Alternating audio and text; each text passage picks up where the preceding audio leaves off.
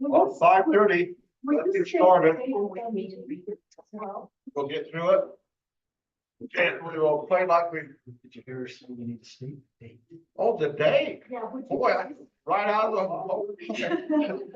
Today is May 1st, 2024, and this is the work session of the Ephraim City. So, Candace, would you do a roll call? Yes. Councilmember Nordfeld. Here. Councilmember Stevens. Here. Councilmember Anderson. Yes. And Councilmember Beal, Here. with the mayor and Chad Perry absent tonight. We'll start with the department head reports. Let's do this. Let's start with the power, should we?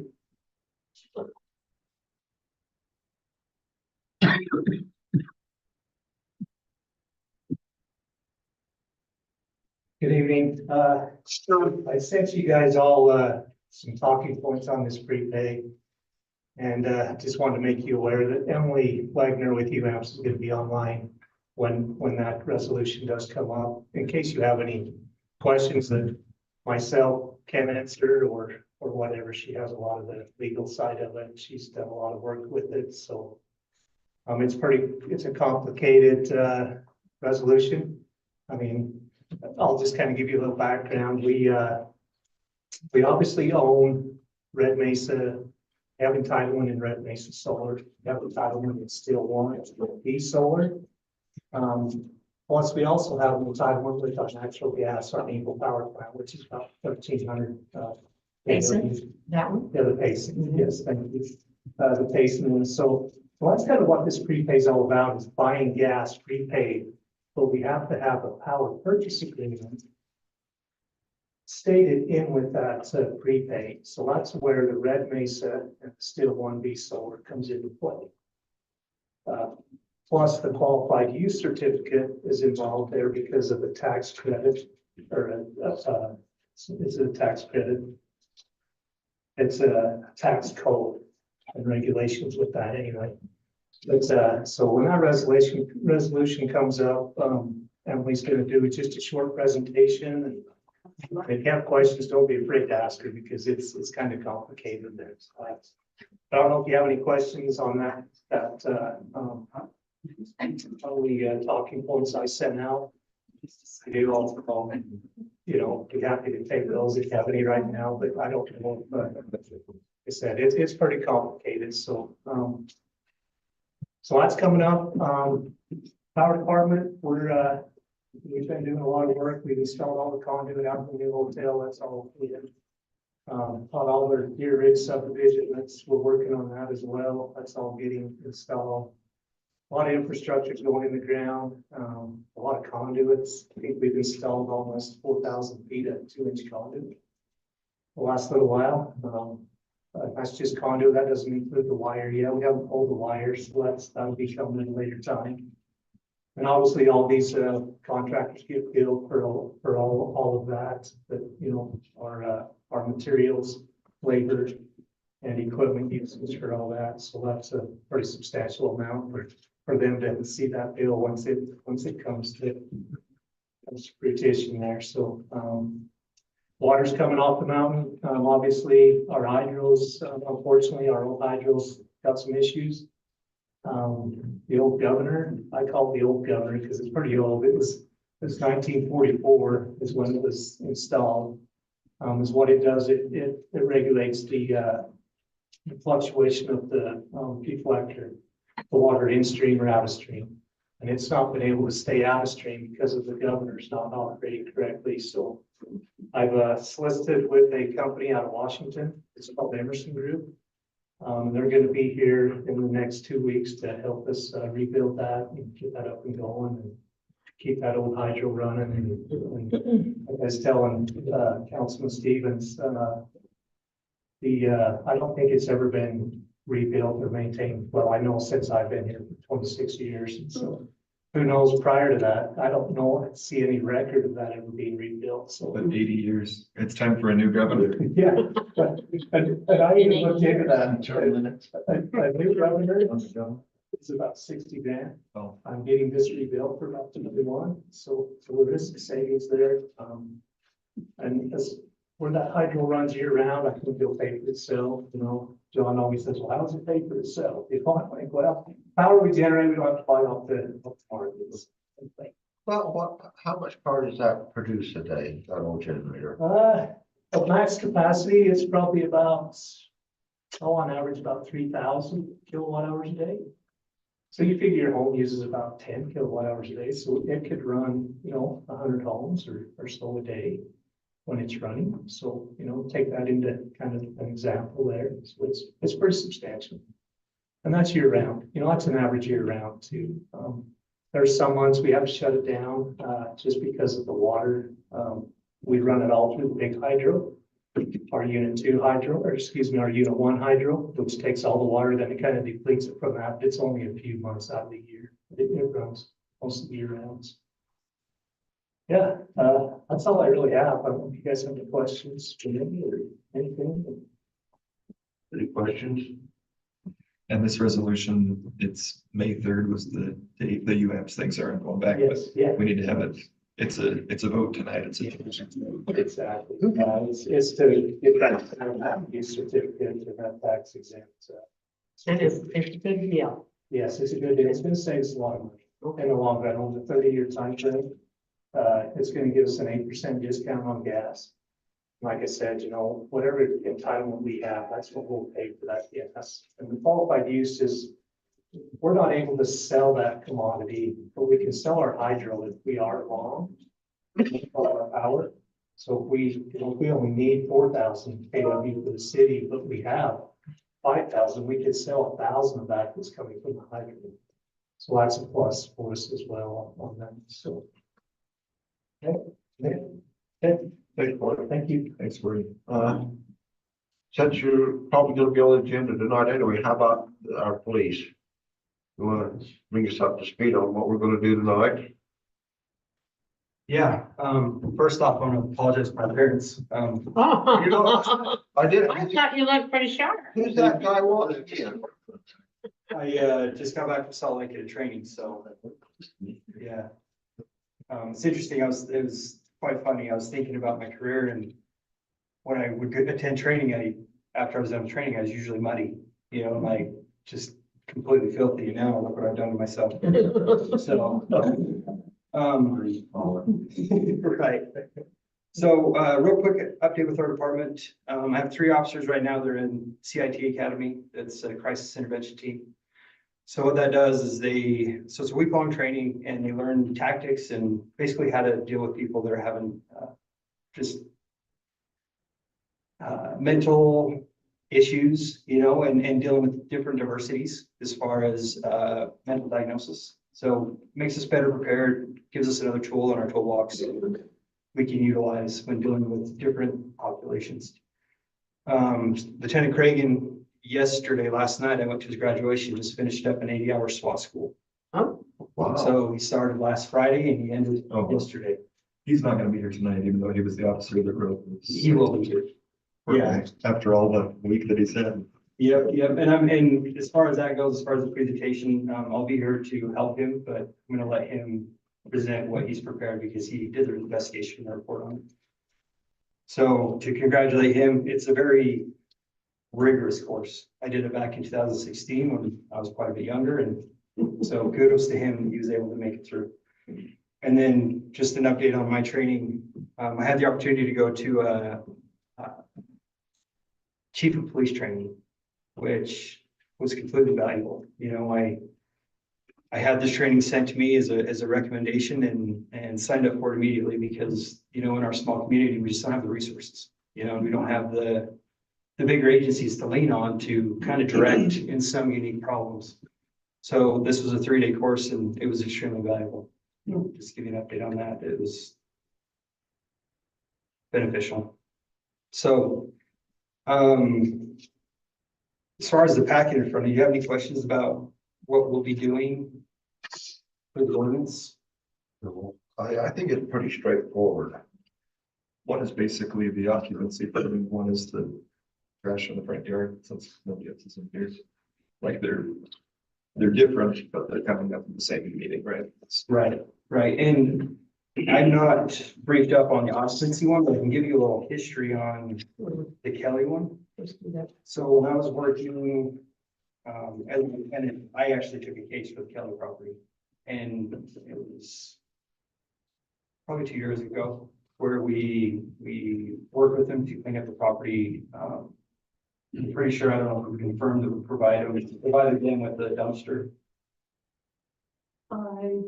I believe so. I believe so. That was something that we facilitated through Sean Care, where they were provided a dumpster free of cost to help them clean up their property. Through that, we gained enough compliance that we closed the case. But That again. right, and that seems to be the case in some of these ordinance violations where we'll achieve some extent of compliance to where we're satisfied, and then it's just like it collects right back up. And so this isn't a first time thing with the Kellys. For the same thing. Right. Okay. Right.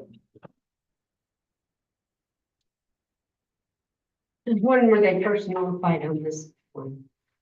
So this one, They were serviced on the 15th of April. That's what it's saying. They tried to send a letter and it was returned. Yeah. Yeah, That would be the-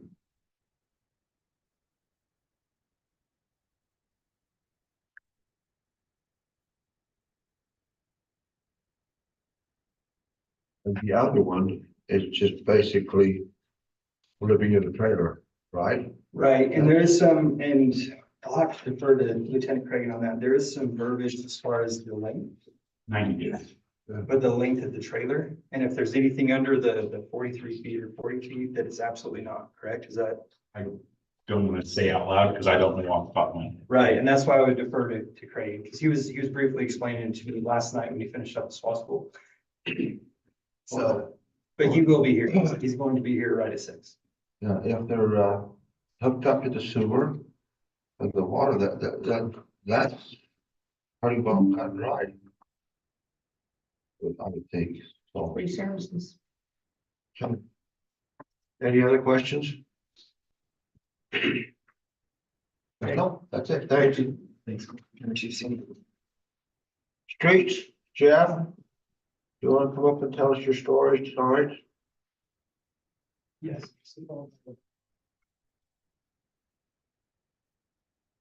Real quick, I've got a handout for you guys to kind of look over.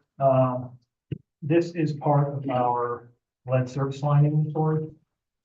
This is a sample of what we will be mailing out or sending out or something to the customers which have our unknown over this. We've been working with Sunrise Engineering. They got the contract for the state to help out with this lead service line inventory. We have to have all of our service lines inventoried by October of this year.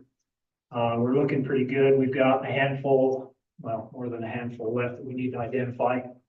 And this is what we have to send out. There's a second page to this that we could, and I need to get with Sean and possibly Candace and see if we want to do a Yelpify thing, see if we want to do what kind of notification we want to do with this. So as I'm looking at this, I think we could even have the report online be a report through Yelpify. We can have them text their pictures to the number And I will, and it would come right to us. And I think that would be helpful. I think that would be great. I did talk to the lady that's doing this. She said that they have actually had much more success in mailed responses than electronic.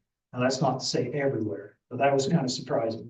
So we'll have to decide. There's not going to be very many that we have to send out that are unknowns, but we'll Yeah. talk about that. Yeah. I've got the info. We met last week. I just haven't had a chance to open it up. We'll see. So, that's going on.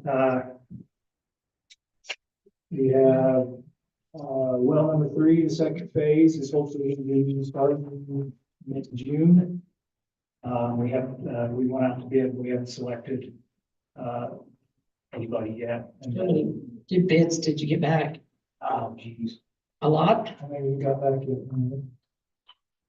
Deadline's not due yet. Oh, deadline, but So we had, it was like 7 or 8 that responded. yeah, I think at least 8 different people have pulled plans from the bid So cycle. we'll wait and see till when we get, you know, what bids come back, and we'll do the selection, but should be hopefully wrapped up by mid-October, first part of November. That will. Which project was this? This is, well number 3, Oh, phase 2. okay. This is tying in Yep. second, line on Fourth West into the distribution system.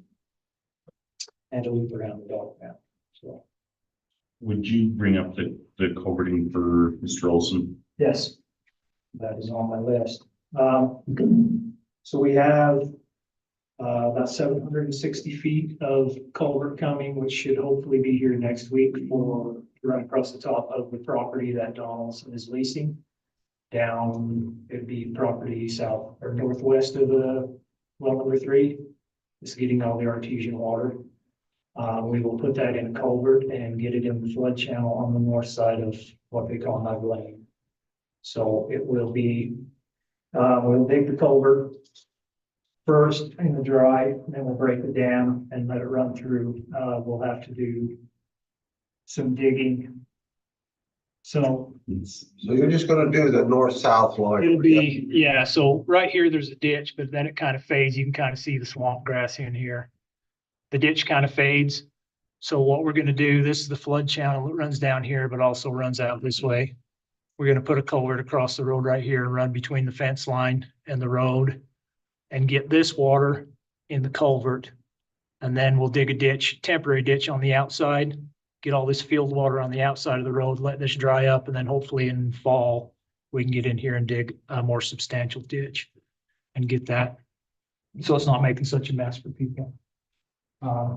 Like I say, I talked to my supplier today. He was supposed to get back to me on an ETA, but he never did. So I'm thinking next week sometime. It should take probably 2 or 3 days to install that. So that will be good. That's been a long time coming. So is there any more questions on that? No, I'm just glad to see you. Yeah, me too. It's been on the back of my mind and stressing me out for. It was just brought to the board and now Finally figured out kind of what to do with it. So And were we the ones, Jeff, who actually did what's that text yesterday, the ceiling on the cemetery road, the cemetery thing? So that was extra. So I was gonna talk about that during my portion. Sorry, go ahead. I mean, later, Just that we got the airport as part of their resealing project. They had extra product.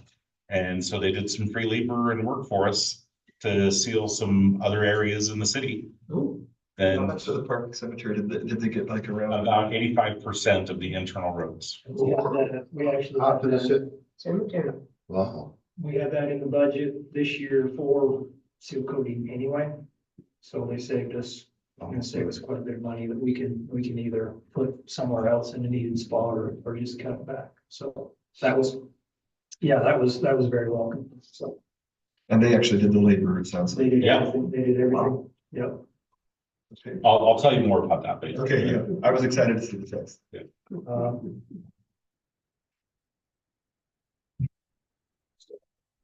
The sandbag station back here is up and ready to go. Sean and Candace have created an appointment calendar through Google. People can go on and set up appointments for that. That'll be real helpful for keeping things straight, and not overbooking or wondering who's doing wrong. So we haven't made that website public yet. That link, when we do, it'll push through Yokify and through the city website. But as we've been looking at snow totals and stuff, we're crossing fingers that we're past the heavy portion. it's looking really good. I went up to Sailing Pond today and the actual irrigation pond. There's really not a lot of water running down City Creek right now. They've got a bit going out ditch 15 out south of town, but I suspect we'll get more, but right now we're looking pretty good. We have about 15 pallets of sandbags left over from last year that are still viable. We went through and got all some rock ones out of there. So we we have some supply available if need be, but I think before it's all done, we'll be fine. I think we will too. Yeah. I think we will too this year. And we've walked, City Creek from, fourth south to fourth east, cleaned up some debris and, you know, I think we're looking good this year. So, couple more things, Grazer property down there where New Yard's gonna be, is pretty much torn down, pushed into piles, ready to burn. I'll get with Jeff and let him decide when the best day is to A burn. few rock chucks. Or a few approaches can be, you won't get them, those little buggers will run right out of there and then they'll come back. So, okay, and then we have hired Dominic Peterson for a full-time position in streets. He started April 15th. He's a local kid, he's a good kid, he's hit the ground running, so we're excited to have him. So, we've got our three temporary positions filled for public works as well. So, Who's in your temp positions? let's see, we have Tino, he came back for Shane, and Ben Keaton came back for Shane, and then Ruben Reyes, Esmeralda's dad, is our part-time this year for public works. So, Thanks. yep, thank you.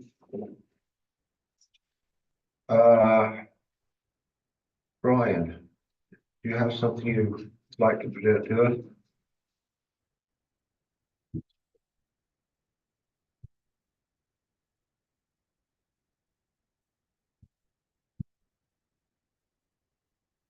A lot of stuff I have on my list has already been covered. We're doing springtime and things are going on, so.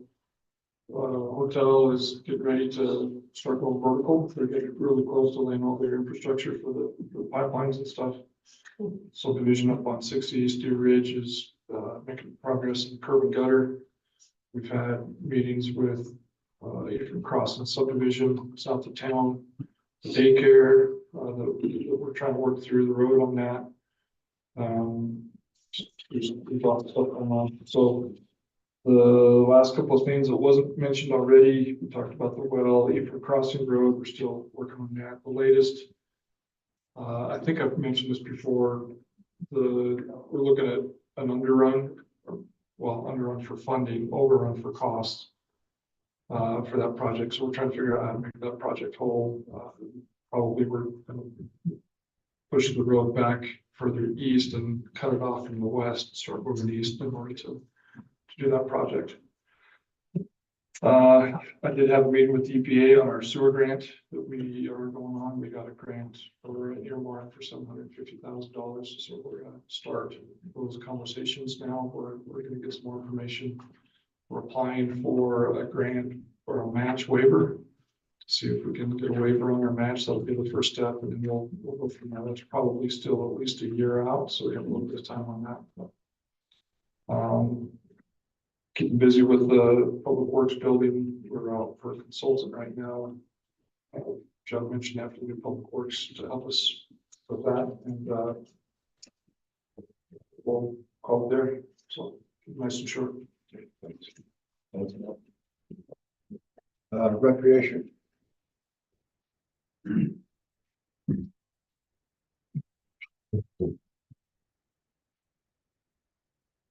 Well, I'd like to be the first to say congrats on becoming mayor, Lloyd. I was unaware of the political coup, but He can skip right over. I'm all for it. So, congrats.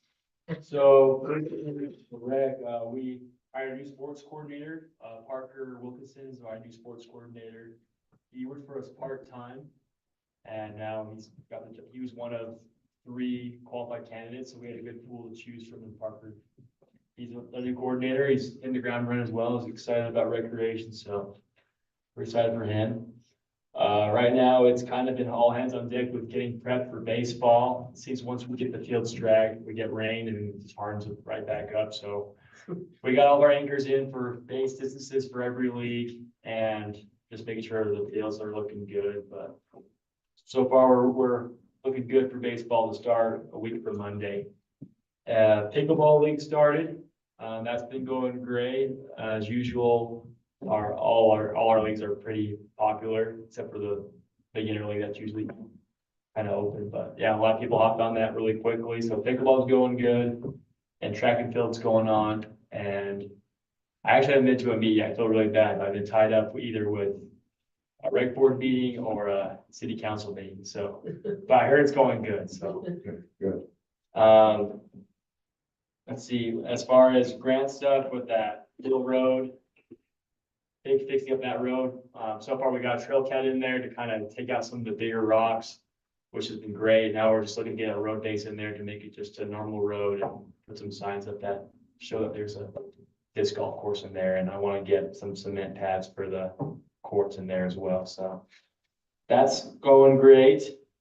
Scandinavian Days is right around the corner. We're all very anxious for it at the rec department. Management's doing a great job of making sure everyone is on the same page on the rec board, on the Scandinavian board. So we're getting walkie-talkie, so there'll be constant communication during Scandinavian Days, and we're having a meeting every week up to Scandinavian Days. So we feel confident about it. You know, it's our first time, but we're ensuring we have everything set to go. So when there's unknowns that pop up, we can handle them. So, yeah. And how many food trucks do you have now? Oh, I can figure that out for you, Lloyd. Do you remember what it was last time? Dennis, I sent Dennis a text last time. I'm sure it's grown a little bit. I think it's around 60 food. 60 booths. 60 for food, sorry. For food? Yeah, 60 for food. Boy, I'm not gonna go hungry, am I? No, no, yeah, so. I don't know if we filled the Swedish meatball spot yet, but there's a lot of. That one I feel so sad about. I don't know. That was like ingrained in my traditions. That'll be. So, yeah, so The grill. hopefully we can get in there sooner or later, but yeah, I can figure that out for you. Oh. I should have that just ready to go, so my apologies.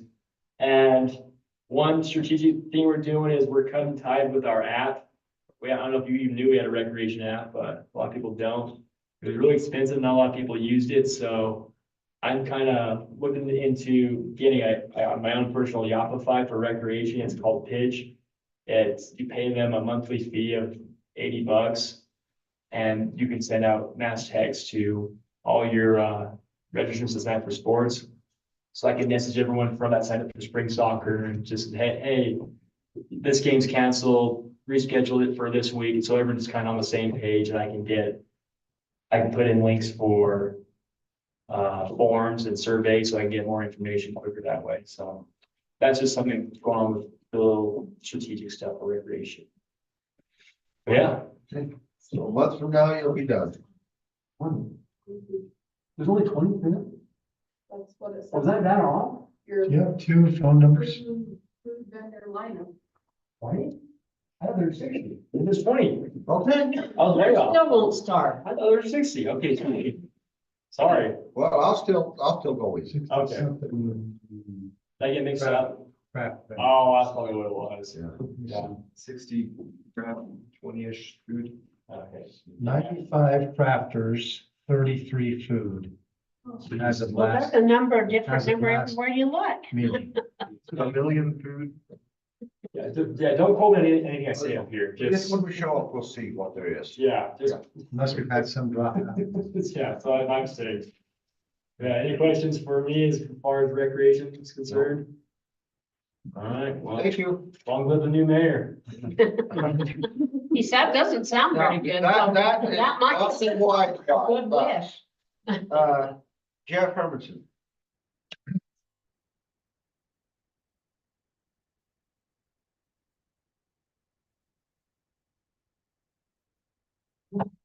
So we have a fire protection and extrication agreement between the city and the county coming up on the packet tonight. Does anybody have any questions on that? We need to go over it. It's just a basic contract between the city and the county providing fire coverage outside even city limits, so. Do we have all the stuff that's needed to be? With the exception of some extrication struts, which we're working towards getting, so. Other than that, fire inspections are still coming in, getting put out. Fire calls are up to 27. That's one more than we were at this time last year. And last week we had 30 people from the Sanford Training Academy come out and we'll talk fire safety at the fire station. So other than that, everything's going good. So Thanks, Jeff. Michael.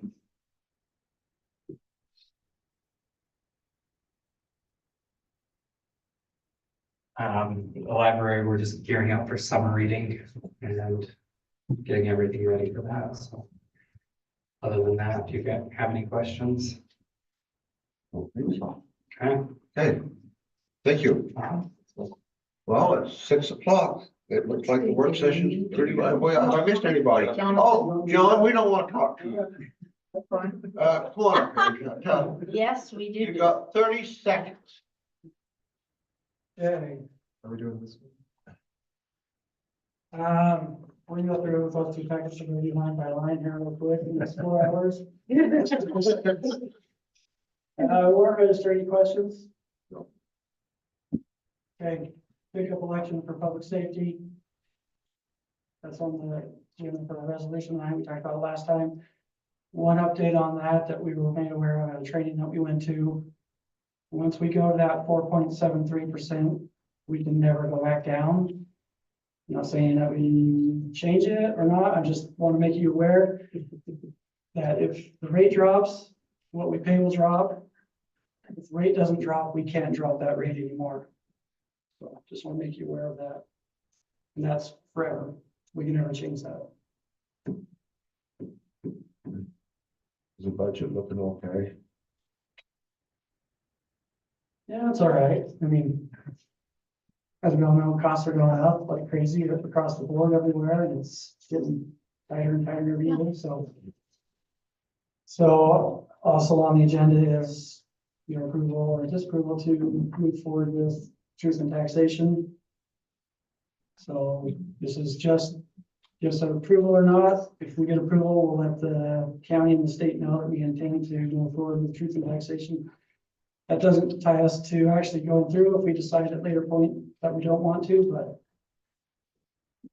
we're running out of time either way, so there was a deadline on March 1st that they allowed us to continue to move forward without that because we're getting back next year, so. That's all I've got on that. You've got the draft budget and capital project list. Is that our homework? That's your homework, capital project list. There is absolutely no way we can fund everything that's on there. If you look at the FY25 column, that's really what we're looking at for right now.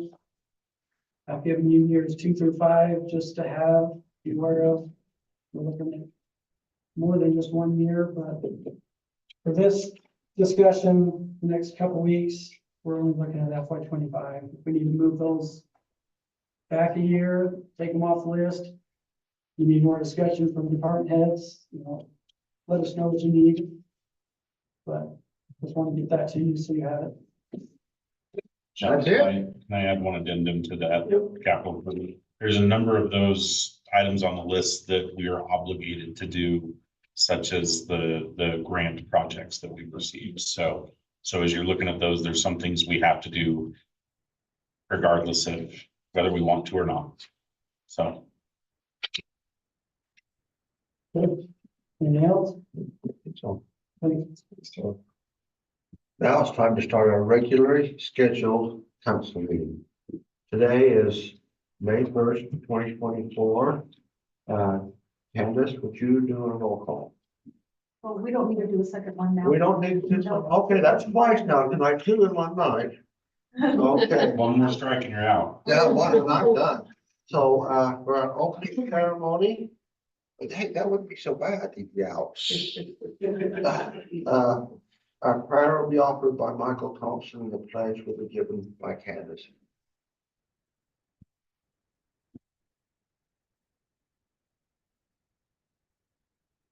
Our dear Heavenly Father, we are grateful to be gathered here today for this city council meeting for Ephraim City. We ask thee to bless us that we may be able to make it through the agenda and that we'll be able to discuss what needs to be discussed and that discussions will go smoothly and that we will be able to make that the city council will be able to make the decisions that best serve the residents of Ephraim. These things we pray for in the name of Jesus Christ. Amen. Okay, Paul will rise.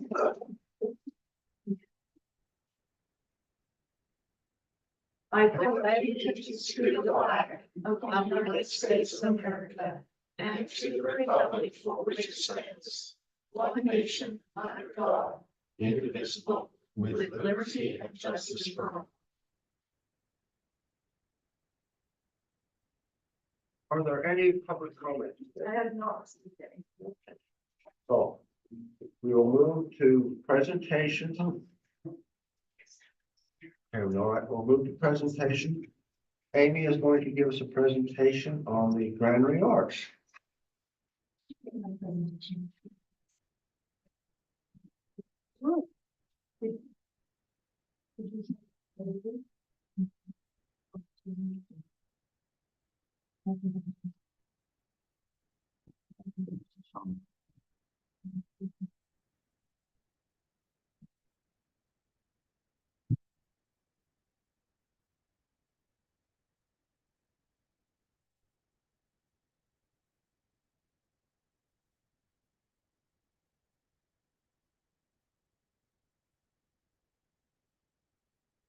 I'm gonna email it to you on.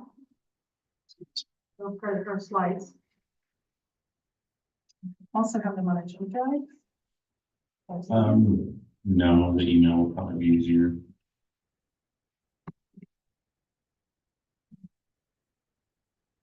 You can put this on the other things. We can try it.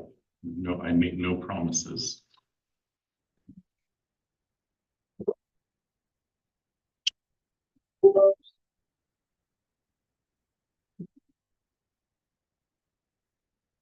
Yeah, I didn't receive it. Let me look at my junk. But it's not there either. There's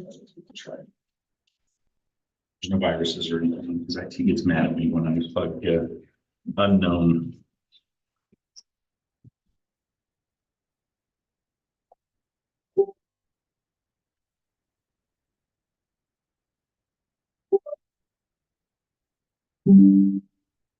There's a lot of dinging and donging going on. That's right.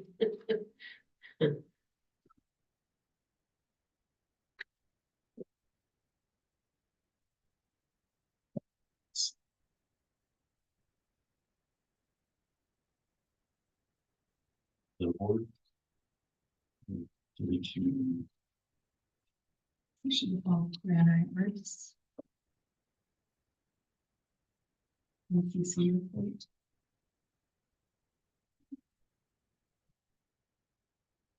Oh, it came from Camilla? Yeah. Okay, I was looking for you. Okay, I do have it if you want. It's not Sean. Yeah, again, because I don't know that. There's this one. The EC 24. Yep, that's it.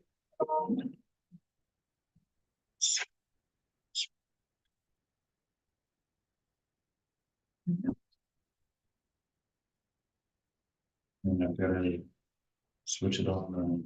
So we can use the same.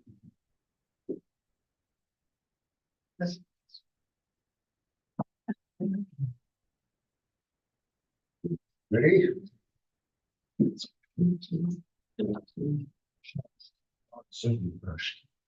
I'm getting there.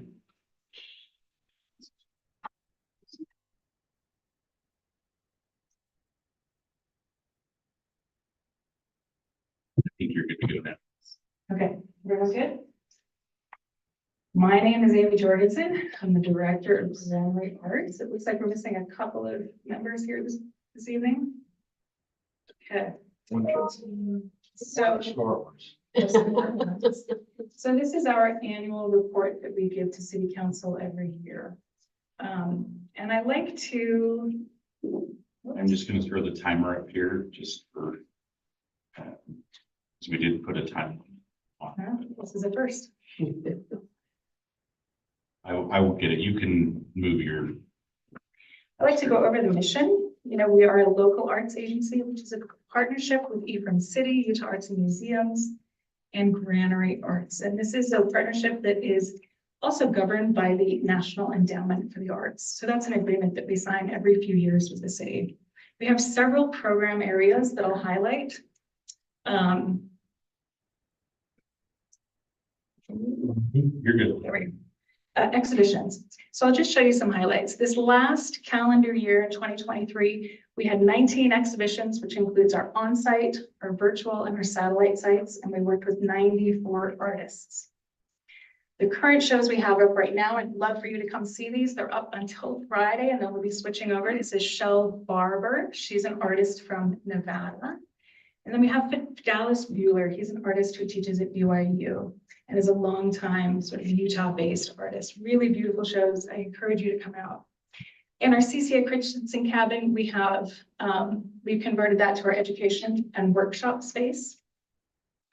We have several satellite sites.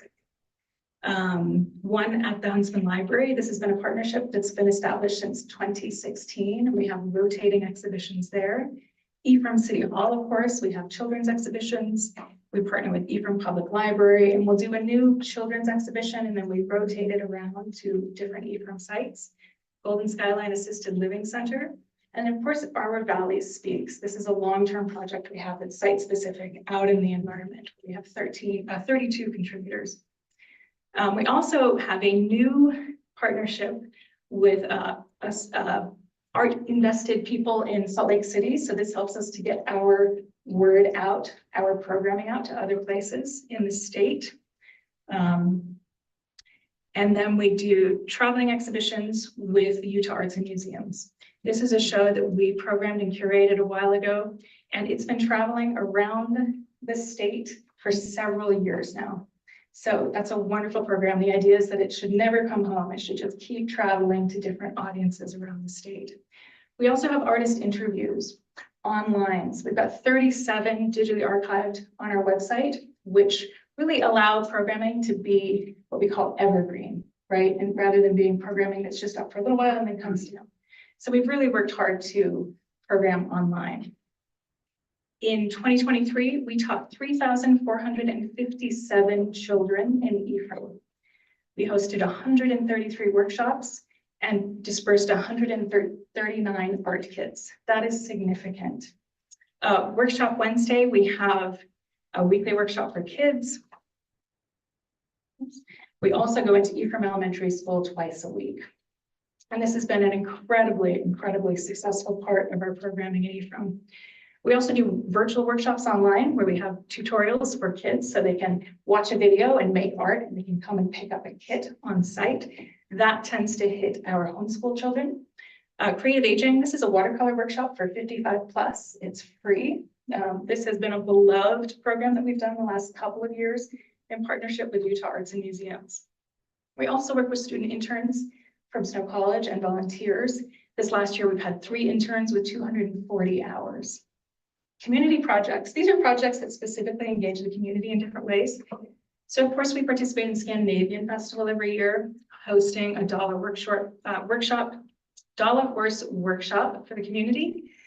We've also participated in the Scandinavian Heritage Conference every year. Last year, we brought in Alan Roberts, who talked about the architecture of Sanpete County. And we host film feasts. So we brought in 2 filmmakers, one from Thailand and one from Utah. And we've been able to partner with Town Theater, which has been awesome. It makes such a difference to be able to show these films with regional filmmakers in the theater rather than just the gallery space. They really love it. Critical Ground. This is a series we do every few years, and we bring in arts writers and arts organizations, art directors from around the country to talk about what it means to make art in rural places. So very exciting. We did that last summer. We also hosted a virtual symposium with architects from around the state and California. These are architects who specifically made work about Ephraim. They did a show, and so we had a virtual symposium that's been really successful. We host fellows. So we had 4 fellows in 2023 that did different kinds of work. Kristen did work. She talked with lace makers in the valley and made this beautiful sculpture based on the history of lace making in San Francisco. Bianca Velasquez, she has a podcast and she featured a lot of the Critical Ground series and Granite Arts on her podcast.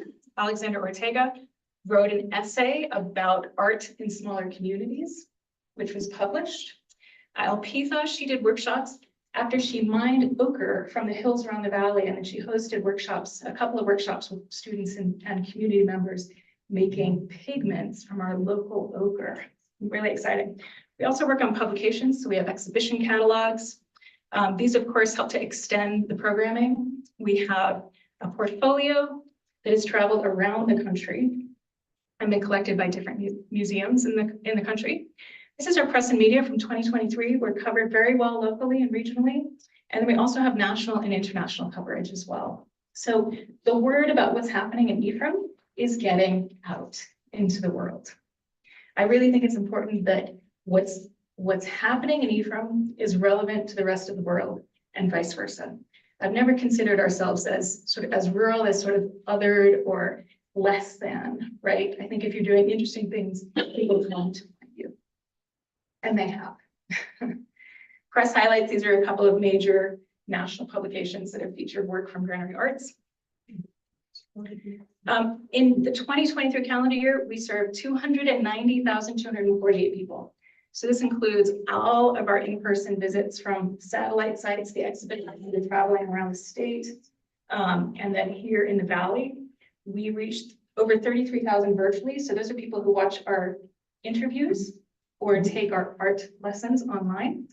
We've had 19 exhibitions. We worked with 94 artists and curators. We've had $197,000 of in-kind services. And then 3,457 kids, 133 workshops, 39 art kits, 304 total volunteer hours from the whole year, 15 community partners, and then 5 total fellows. We have a new fellow for this summer, just came in. So that's an increase, and I think that reflects some of the traveling exhibitions that we've been doing. We've been reaching out across the state. Upcoming programs.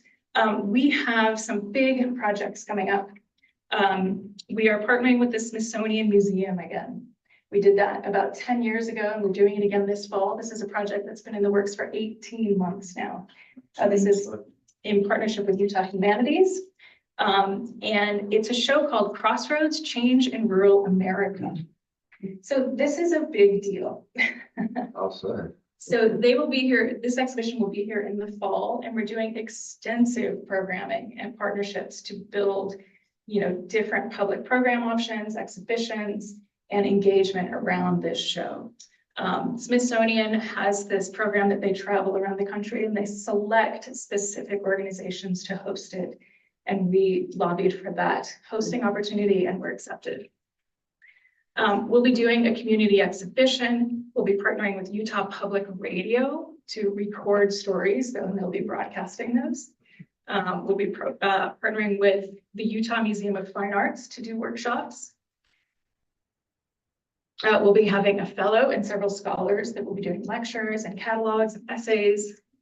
And we're also producing 2 audiovisual kiosks that will be permanently installed to talk about the history of the cabin and the history of Granary Arts buildings. Major accomplishments. We've done a lot with building preservation over the years. So obviously we have our building on the National Historic Register of Places. We have 10+ years of building preservation. These are many of the projects that we have completed. In the last year, we've done the front steps and the railing, historical lighting. We put a sign on the historical CCA cabin. We've updated the bathroom, put in HVAC, and then fenced around the HVAC area in the back so it'll look more historically appropriate. These are our local community partners. And then we've done some of these capital projects. So I wanted to thank you for your support, see if you have any questions.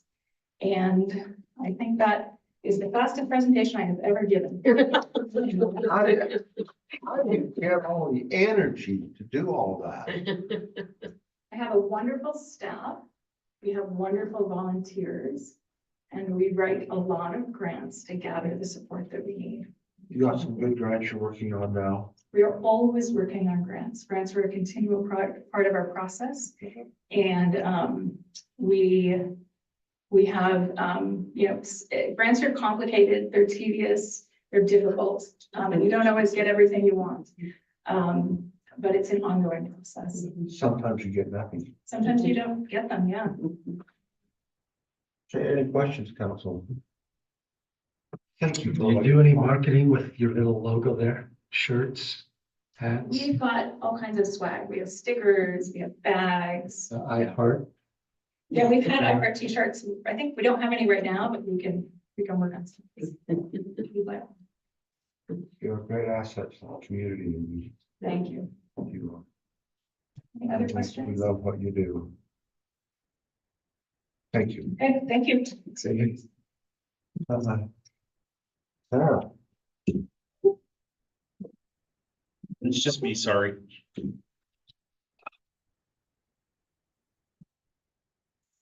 I realized as I was doing this, that was our draft of our proposal. For some reason, it didn't look right, so.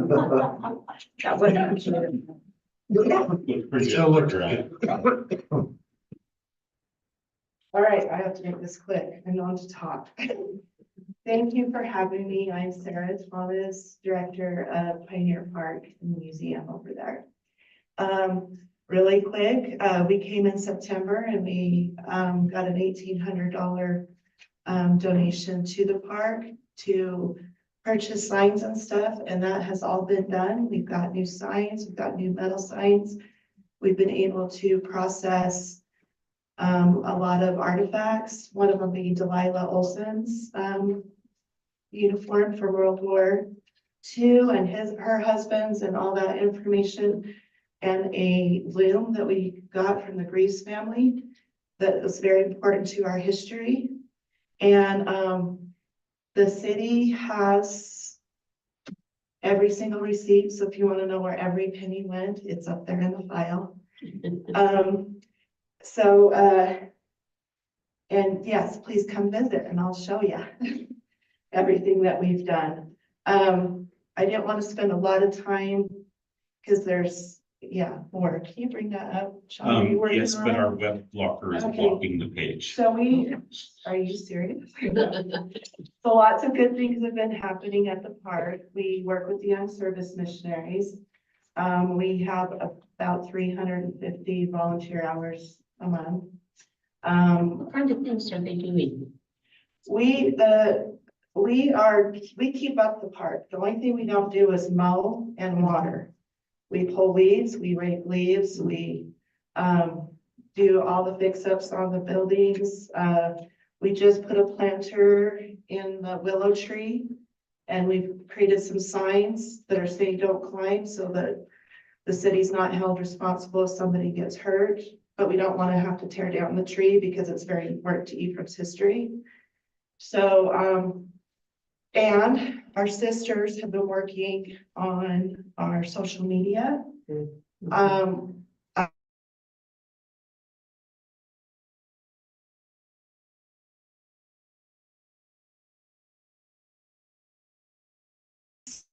Over 600 likes just on our last post, which is about a cello that was played at the Manti temple. So, and then we've created a website that he's going to try to get up.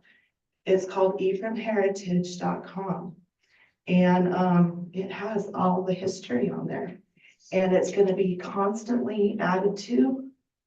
And I just found a couple to serve. He's not well enough to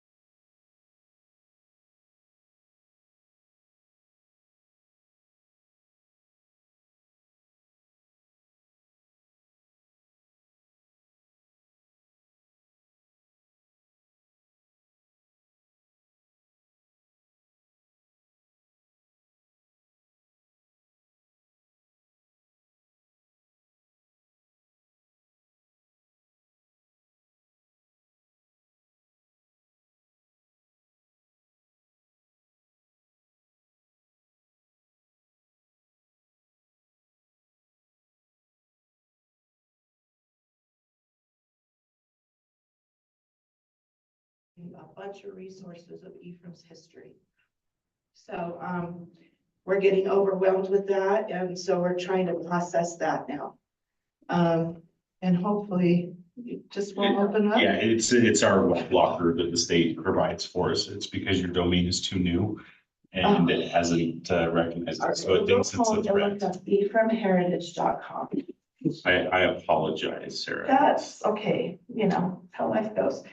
Anyway, so our Elder Hill, who's over the anti-temple building, or the Ephraim temple building, has been working with our elders in restoring the loom and getting it built in, and they just do a lot of building and learning and growing. So a lot of good things are happening at the park. Tomorrow we start our field trip season. We have 8 schools. We start with Loa Elementary tomorrow. And for the next 2 weeks, we have, Not every day. So, and then we have summer camps, and then, during the open house, we had about 600 visitors, and a number of them said, can we bring our youth conferences down here? And so I've given them the information. So we're getting out there, and, you know, people know. So why I'm here tonight, sorry, I'm talking fast because I know we're time limited.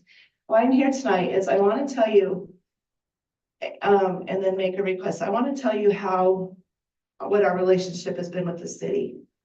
So we came in 4 years ago, the sons of the pioneers and daughters of the pioneers, wanting to do what we could to save the Hanson house because it was falling down. And the cabins were in misrepair, and we wanted to do something. And we had a good engineer, Ron Snowden, who was part of the Sons of the Pioneers, and Bob Oliver. Anyway, we had things just worked out perfectly. So we came in and talked to Sean Kerr. Sean said the city doesn't have any money. And I said, we don't want money, but we want your blessing. The way we set the money up, I'm a bookkeeper, I'm not a historian, I'm not what I do, but is the account is an Ephraim City account. That we have an MOU with the city. The buildings are Ephraim City's buildings. The DUP owns the artifacts, and we're doing the volunteer work. So we have an account which is permanent, a permanent account. And when we wrote grants, we wrote it with Ephraim City. I would write the grants and gather all the information and do the work, and then Michael Patton would send them in under using our 501 under the city's name. The money all goes to the city account. It's under the Hanson house. When John and Steve were switching, we had an issue where we had 28,000 in that account, and it accidentally got rolled over to the general fund. So he knows all about our account, right, John? It's still in general fund. Don't let it, don't lose it. Let it disappear. Yeah, let it disappear. So anytime we have work done on any of the buildings, we go through the same thing that the city does. We get 4 bids, and I work with the city manager, and we pick the best bid, and all bills are sent to the city and paid by the city. We get some donations, personal donations and stuff to the DUP. I keep a very small amount in our account. And if I get, above $2,000, I will grant the money to the city to be put into the Hanson account. 2 minutes, Sarah. All right, okay. So that's just that's how we run the money. And so this is really a city park, city buildings, city things that volunteers have created this amazing thing. So what I'm asking now is, when you discuss budgets for the next year, I would like you to discuss, this is the future. We want the future to be secure. So I would like $5,000 a year put into the Pioneer Park account, Hanson House account, where we can use that for processing, but it will be approved just like it has been in the past. You'll get all the receipts before you sign the check. And then any money left over keeps building. And so 5-10 years from now, when you have to replace the furnace and the Hanson house, the money will be there. I can't guarantee that the DUP will be here in 2 years. You know what, there's just no guarantee that we're gonna have volunteers continually to be there. So the city has this amazing thing that I would like you to please, you know, take responsibility for and work with us for a bright future. The process then, I guess, is for us to meet with the budget people and work it in. And then we've got a few weeks to get that in, John. So with both of these requests, if I can answer for John, we'll take them into consideration for the manager's proposed budget. And then you'll have that for the final budget discussion. Our budget hearing will be in June. We have to have a budget passed by July unless we do truth and taxation. And so we've got to have further discussions on that. So by the end of June, we will have these knowledge, more knowledge than we have tonight as to where this fits into our overall budgets. So you're not really gonna be donating vote to a non-for-profit 501. You're going to be supplying your money for your future of your city, part of your city. And it's becoming popular. And we have lots of historians and books and stuff that are coming. And we're just gonna keep going until we can. The hours of work you do are commendable. Thank you. It is a great asset for the city. And I'm sure coming with the Scandinavian Festival coming up, you're gonna have your hands full there. Yeah, and I'm more scared for the field trips for the next 3 weeks. Thank you. So, thank you. On the website too. That's good. You got the Yeah, website? websites. And we'll keep adding and adding and adding to it. Okay, all right, thank you. Okay, next item on the agenda is a presentation concerning the active transportation bill. So we've got Jill Colby from Cycle Stampede, who's joining us via Zoom. And I think we can't quite see you yet, Jill, but can you talk so we can make sure we can hear you? Yeah, hi, everybody hear me and see me okay? Can't see you. We're working on that. It says my camera is working. Let me see if there's additional settings. We're just getting on the, for everybody else. There we go. There we There you go. Hi, Joe. Can you see me? Yes. Okay, And perfect. we're gonna get a presentation up here in just a second. Okay, so you'll have the presentation. I don't need to share my screen. Yeah. Okay, perfect. That sounds great.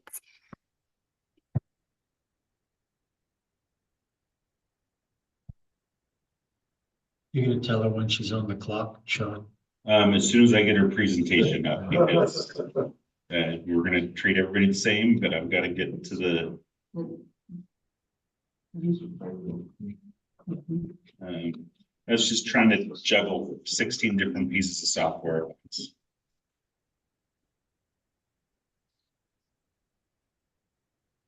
see.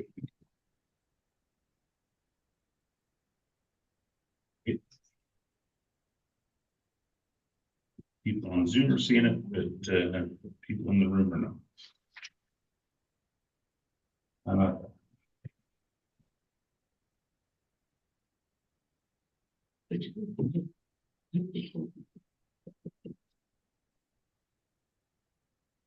Okay, Jill, we'll start your time now. Okay, thank you all so much for having me. I'm Jill Colby, the founder of Cycle Stampede. Our mission is simple.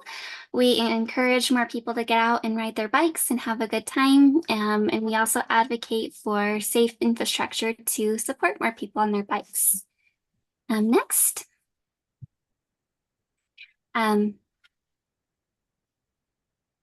the goal of this presentation is to be empowering and inspiring. In January 2024, a new active transportation bill has passed. This bill is called HB 449. It requires bicyclist safety to be considered in street design, in addition to pedestrian safety. It enhances guidelines for pedestrian and bicyclist safety devices, and it allows a portion of B&C funds to be spent on these devices when next to the road. So this is incredible news. It's a huge shift in how we design our communities. And it's now the law for our cities and development to consider bicycle infrastructure. So we think it would be really amazing if Ephraim Crossing and any new development really had protected bike paths. Next. There's numerous benefits about protected bike paths. It brings the community together. You improve air quality. It makes getting to work and school fun, reduces traffic and congestion, improves health and fitness, offers equality and fair opportunities, makes you happy, and preserves small town charm.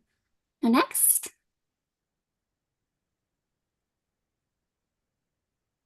So what makes a really great bike path? I think it's really important to think safe from 8 to 80 years. I love these photos. You can see the trees and parked cars serve as a barrier. There's telephone poles that serve as a barrier to traffic, curbing, and extra white paint lines. Next. This is a typical major collector road. You'll see this design pretty common in Richfield. You'll have your sidewalks, your trees as a barrier, the curbing, and then you'll have your bike path, cars, and a crosswalk. Next.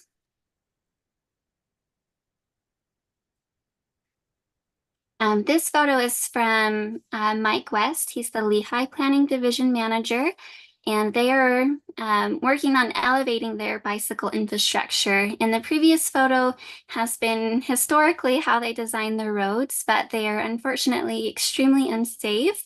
And they've had too many accidents, so they are reworking some of their designs to incorporate the sidewalk. Then you'll have your bike path, the protective barrier, 2 lanes of traffic, and then a really nice noticeable crosswalk. So some key points on this is having that protective barrier, shorter, more noticeable crosswalks. The nice thing is narrower roads mean less infrastructure, so it's actually a lot cheaper.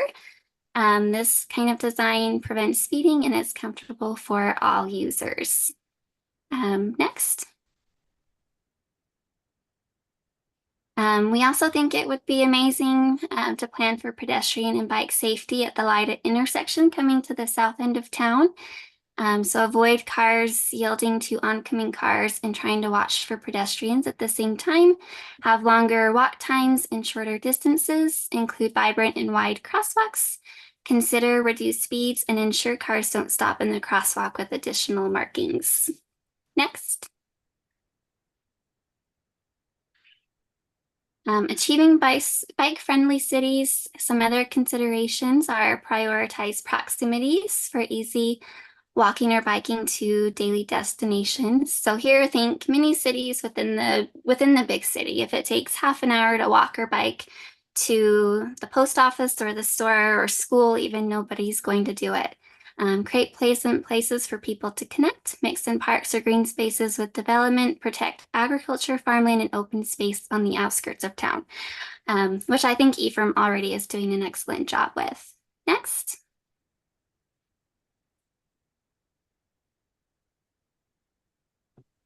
And what makes unsafe bike paths? Always ask, are we daring someone to risk their life, and can it be safer?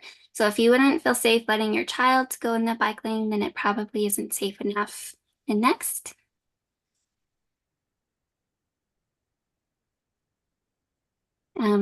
These photos make me smile. These are photos or make me laugh.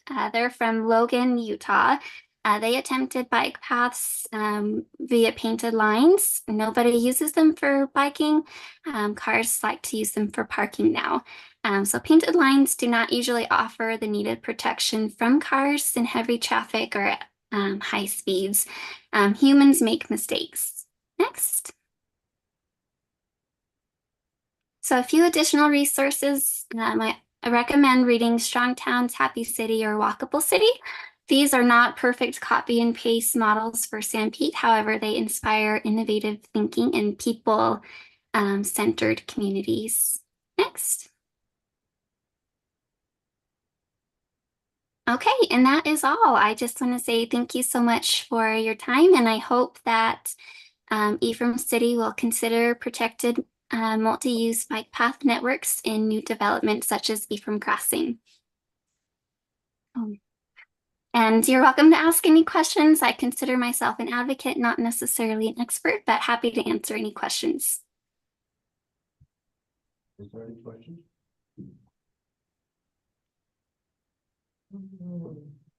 But this time I don't know enough about it yet. Yeah, we just don't know enough. Well, and you're looking at Ephraim Crossing in particular. Yeah, so that would, that's a future, That's a future. future down the road. But UDOT is involved in that too. So it would have to be a partnership or, you know, information given to UDOT as we do those things. If I may, these design guidelines that Jill has talked about are things that are often considered in subdivision ordinances. As we dedicate roads, our streetscape standards, our street infrastructure standards that Councilmember Perry is very adamant about. Those are types of things that we can enact as part of a zoning code or an engineering code in our development code to require that, if that's a direction that council or the public wants us to go. Yeah, thank you. It's something to consider and think about the future. So thank you. Thank you, Jill. Thank you.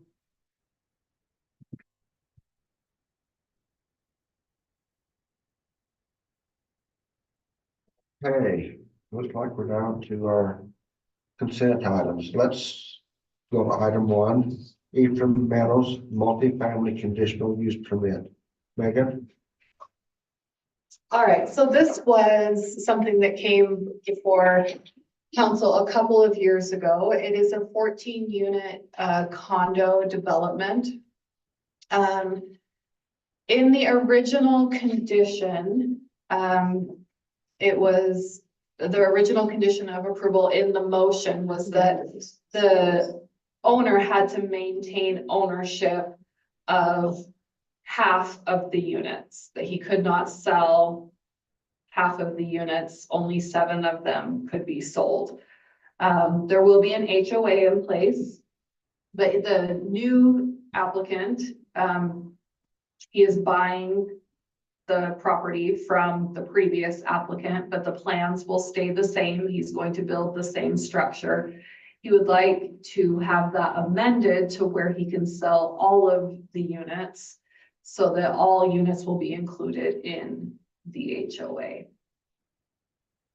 I remember the discussion, and a lot of times people come and build stuff and never look back, and it goes into disrepair.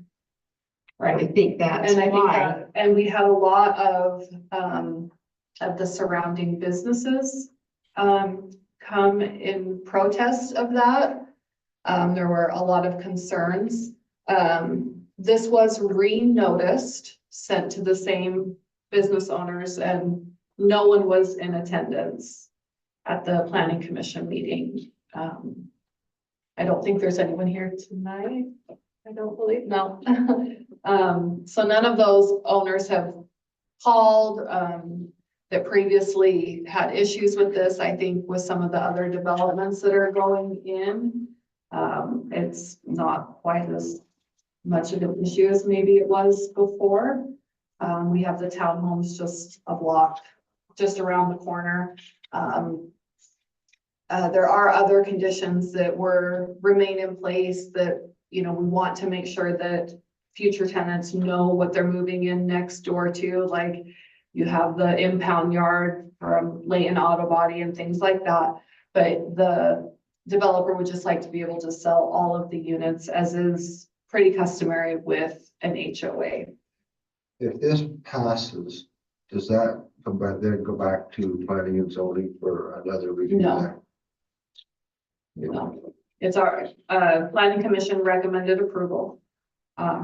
One person voted no, but the rest of them voted to amend the approval, the previous If approval. I may, council member, there's two different steps to the process, right? The process that is on the table before the council tonight is the conditional use permit. So this is the permit that the city issues to allow for this use to go into this location. The original conditional use permit that was issued had this restriction on ownership to half of the units. Before any unit could be sold, the applicant would have to come to the city with a condominium plat that would divide the building into sellable units. And that would have to go before both the planning commission and the city council under our current code. So the approval or the decision of the city council tonight only amends the conditional use permit. It does not, but it does allow them to move forward with an application for the condominium plat that they probably would, they would need to do for even half the units, but it just makes it all the units available. One of the things that we should caution the council about is that as long as the conditional use permit meets the code, we have to approve it. That said, consideration over land ownership is not something we can generally consider as part of a conditional use permit. We can't force somebody to own all or a portion of their property or force somebody to sell a portion of the property. That's your traditional individual property rights that the property owner can do with their property what they want. And so the decision tonight is just to amend the conditional use permit, but before they could sell any units individually, they would have to come back with that condominium plat. And the applicant is here if you have any questions. This is Ralph Calder. If you had any questions for him, but. Any questions? I don't know enough to ask a I question. remember I was on the planning commission when this was brought up and we had quite a discussion. It wasn't, we had a different discussion, I think, than the city council did.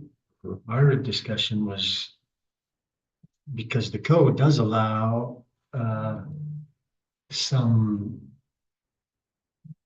restrictions if there is considered to be a safety If hazard. it doesn't fit the use of the Right. surrounding, Yeah. yeah. So that was one of the major concerns with the neighboring businesses is they didn't want to have to be as mindful of the safety of the residents of this little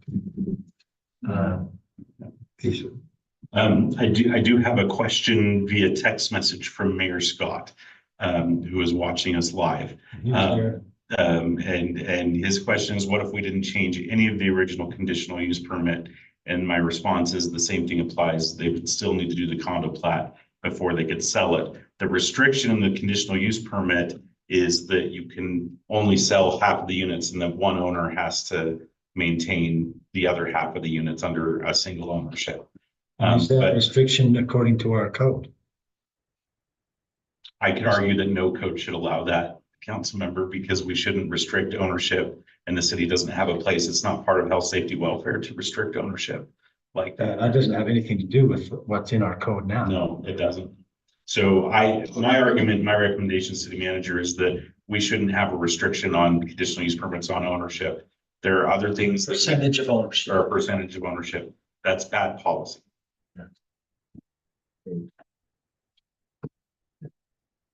Any other questions or comments? Do we need to vote on this tonight? Is that what we've got it on the agenda for?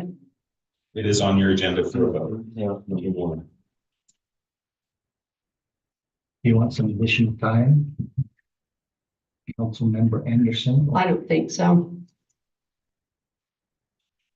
Who do we I make a motion that we approve the amendment of this conditional use permit to allow that all the units be able to be sold. Second. So you have that first by council member, Phil, and by second by. Yeah.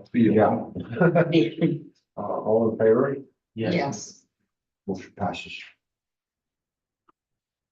Okay, next. Home violation. Of Tom Dalton, did I say that correctly? Is he here?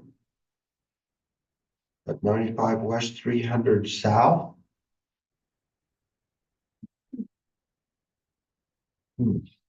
Okay, Yeah, he came into the city office requesting this tonight, so. But he's not here. I have a guest online, but I don't know who that is. It's up to the council. You can choose to continue this to another night. He can appear, or you can discuss it in his absence. The discussing it in his absence could create some conflict with depending on how the decision would go, whether we would have his right to be heard and maybe a due process claim. But you do have that choice. It is on the agenda. But if he's not here and not available, I would probably recommend that we continue this to a different meeting. Daniel, do you have thoughts on that? a good motion to. Continuing is perfectly acceptable. I don't think we really have an issue with voting on it or discussing it without him present.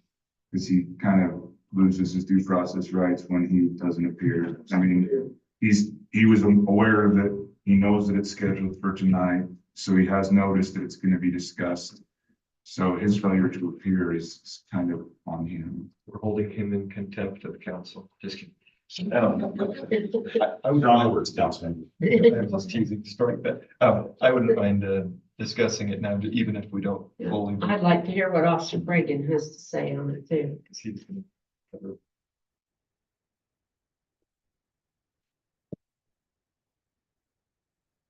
Oh, Lieutenant Bregan, sorry.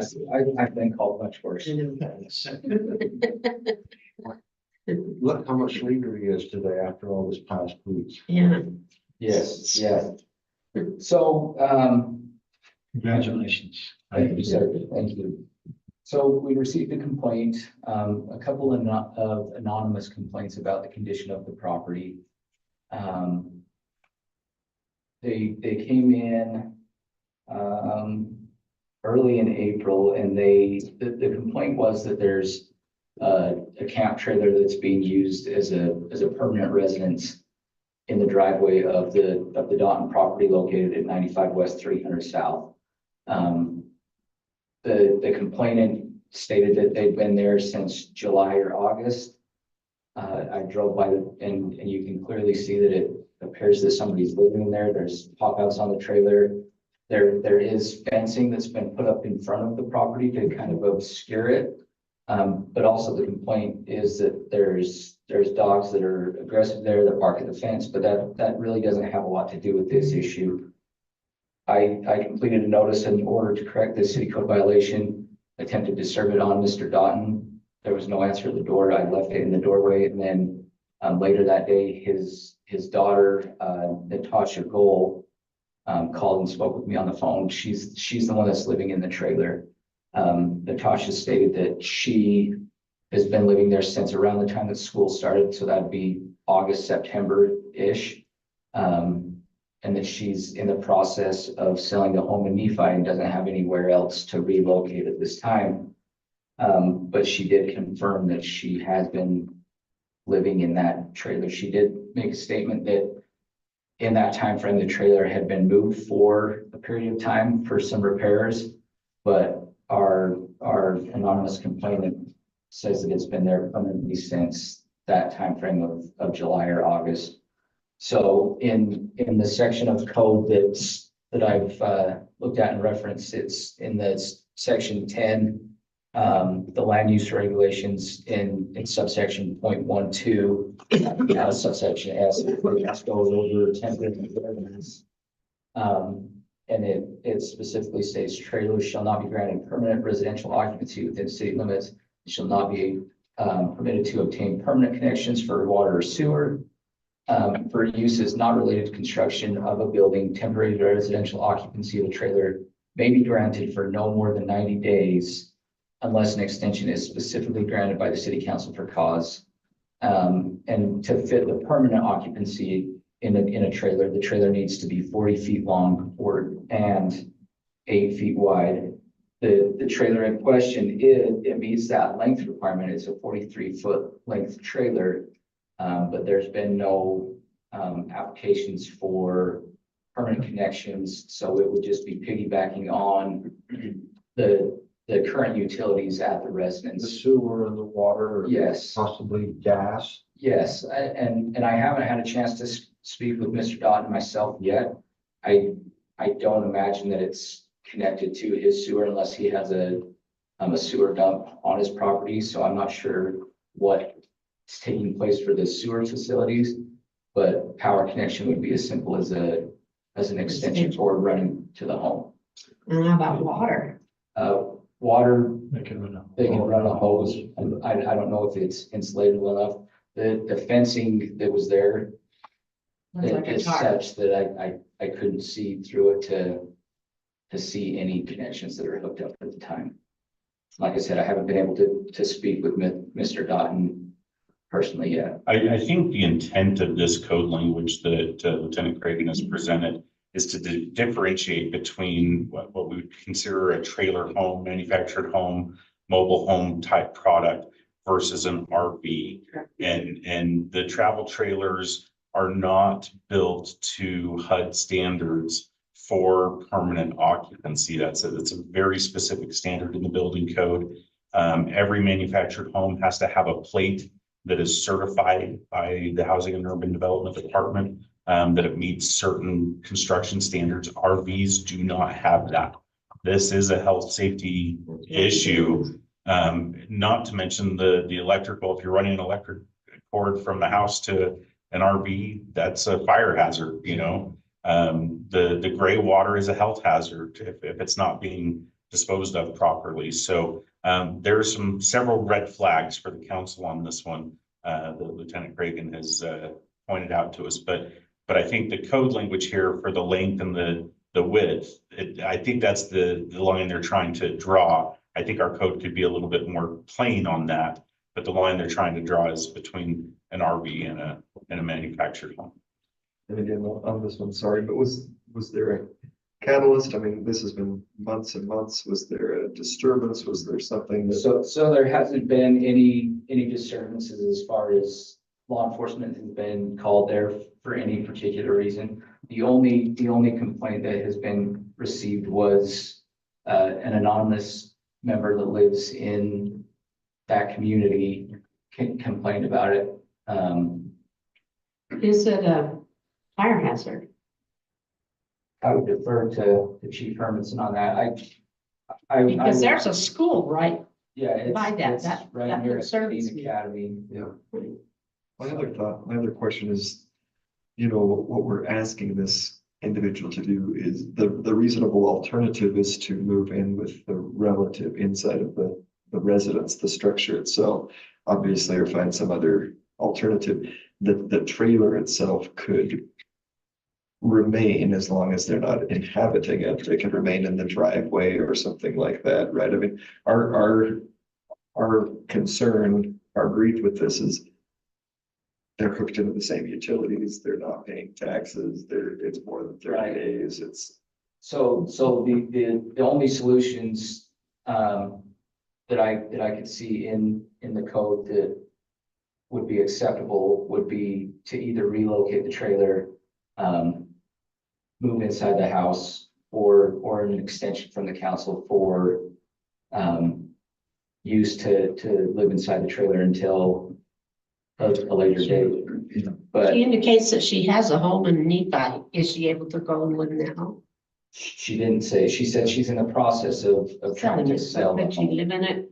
until it's sold. I know that her children are enrolled in our school here, and so I don't know if that's But that's soon An going to end option. for the summer. right. Because otherwise, to me at least, not that we're ready to vote, but it's quite clear the path forward. I don't mean to sound heartless, but the considerations. I know my heart goes out to situations like this, but an exception will be hard to get from me on this. Me too. Well, I think we have two options here, is to uphold the violation or to, accept her appeal. Those are the only two options we have. Those are the only two I know of, unless Daniel knows of something. Continue it to another night when they can appear. They can be here. And Gonna as change far as- anything between now and As then. far as the abatement procedure for something like this, we haven't, in my time with Ephraim, we haven't had anything where we've had to abate a ordinance like this. So I would have to get with Daniel and see where our next steps would be as far as if they continue to be in violation and the abatement procedures. So, do we have a motion? What do we want to do? And I appreciate what Councilmember Barthel was saying too. We hold the trump card, I think. We could push this down to another meeting, but you know, it's. It seems reasonable that this individual is more comfortable in this living situation, but certainly there's got to be other options but again, we don't need to get into the weeds, but if the relative is willing to let them stay on their property, they probably will allow them to stay inside their abode, but again, we don't need to worry about, at least I think, getting into the weeds. Yeah, that's in their ballpark. I feel like he knew about the meeting tonight, according to city staff. They scheduled to be on He came in and I talked to him and told him the meeting would be tonight.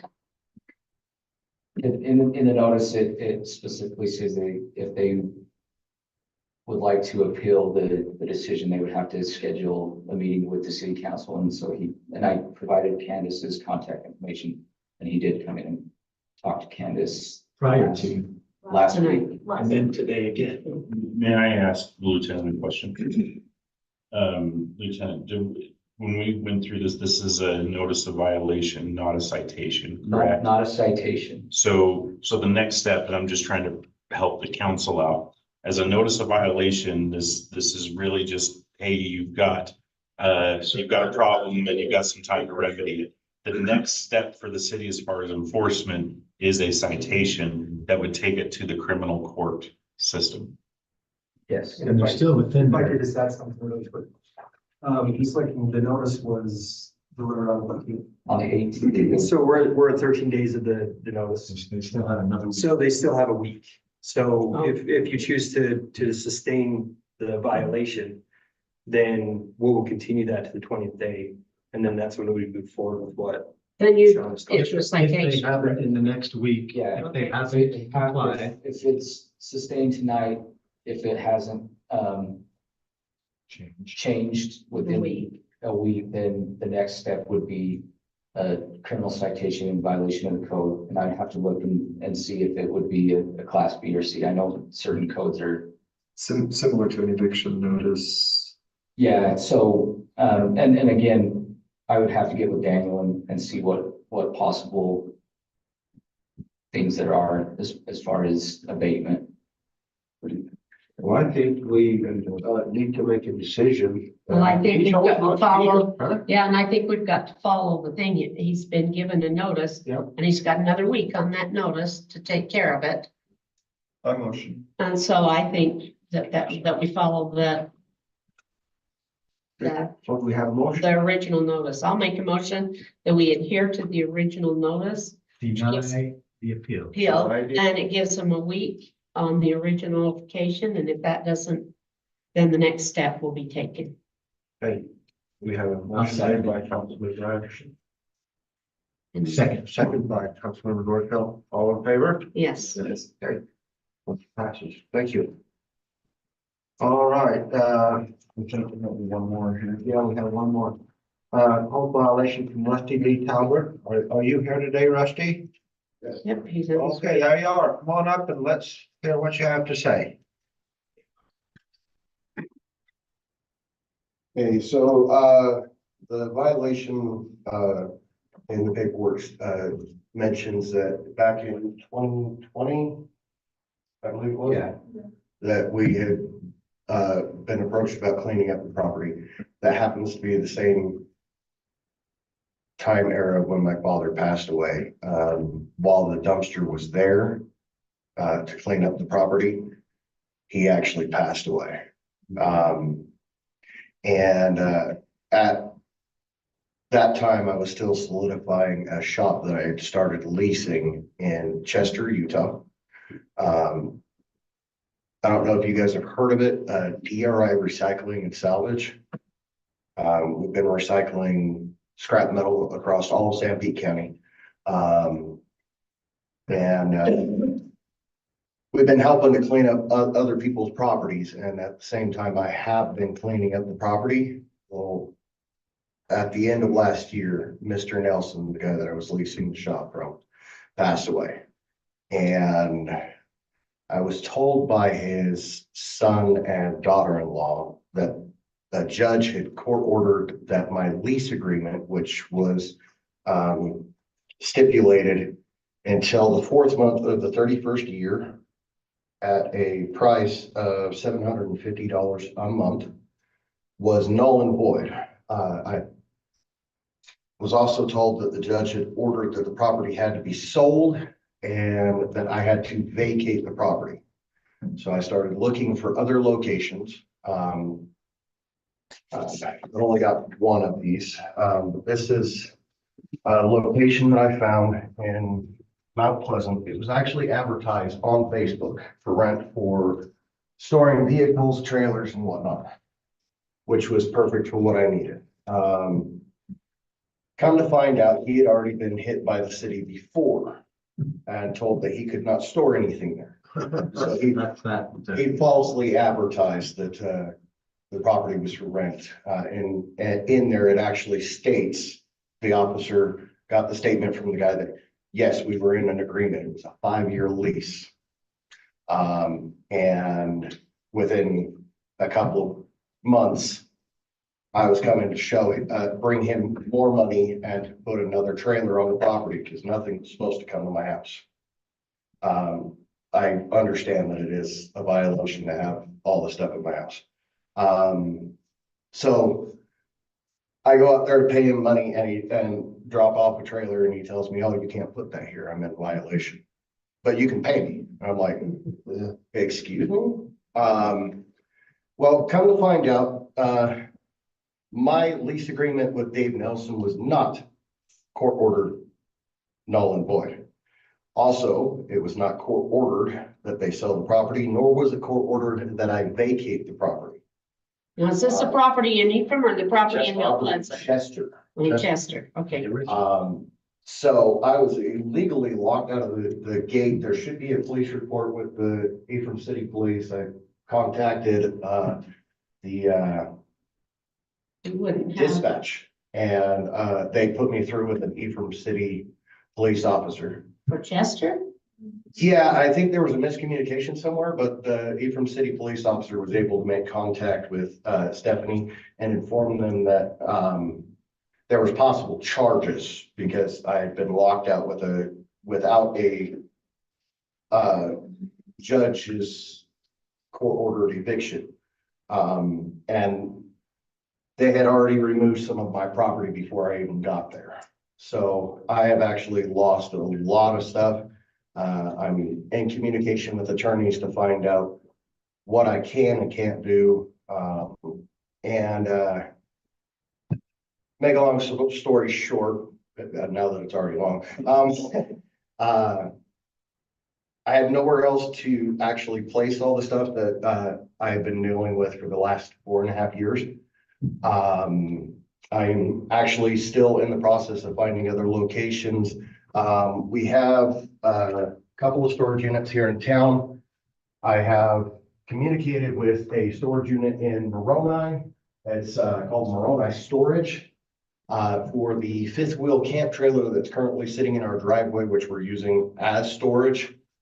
I also have materials at my property to build a 150 square foot shed, which falls into the non-permitted realm. And I also have the materials at the house to put up a 6.5 foot tall privacy fence around the entire backyard and a raised bed planter box around the front yard. We have been working on the house. I've been fixing up the outside as we can afford. My wife actually got a loan for a new roof on the house 2-3 years ago.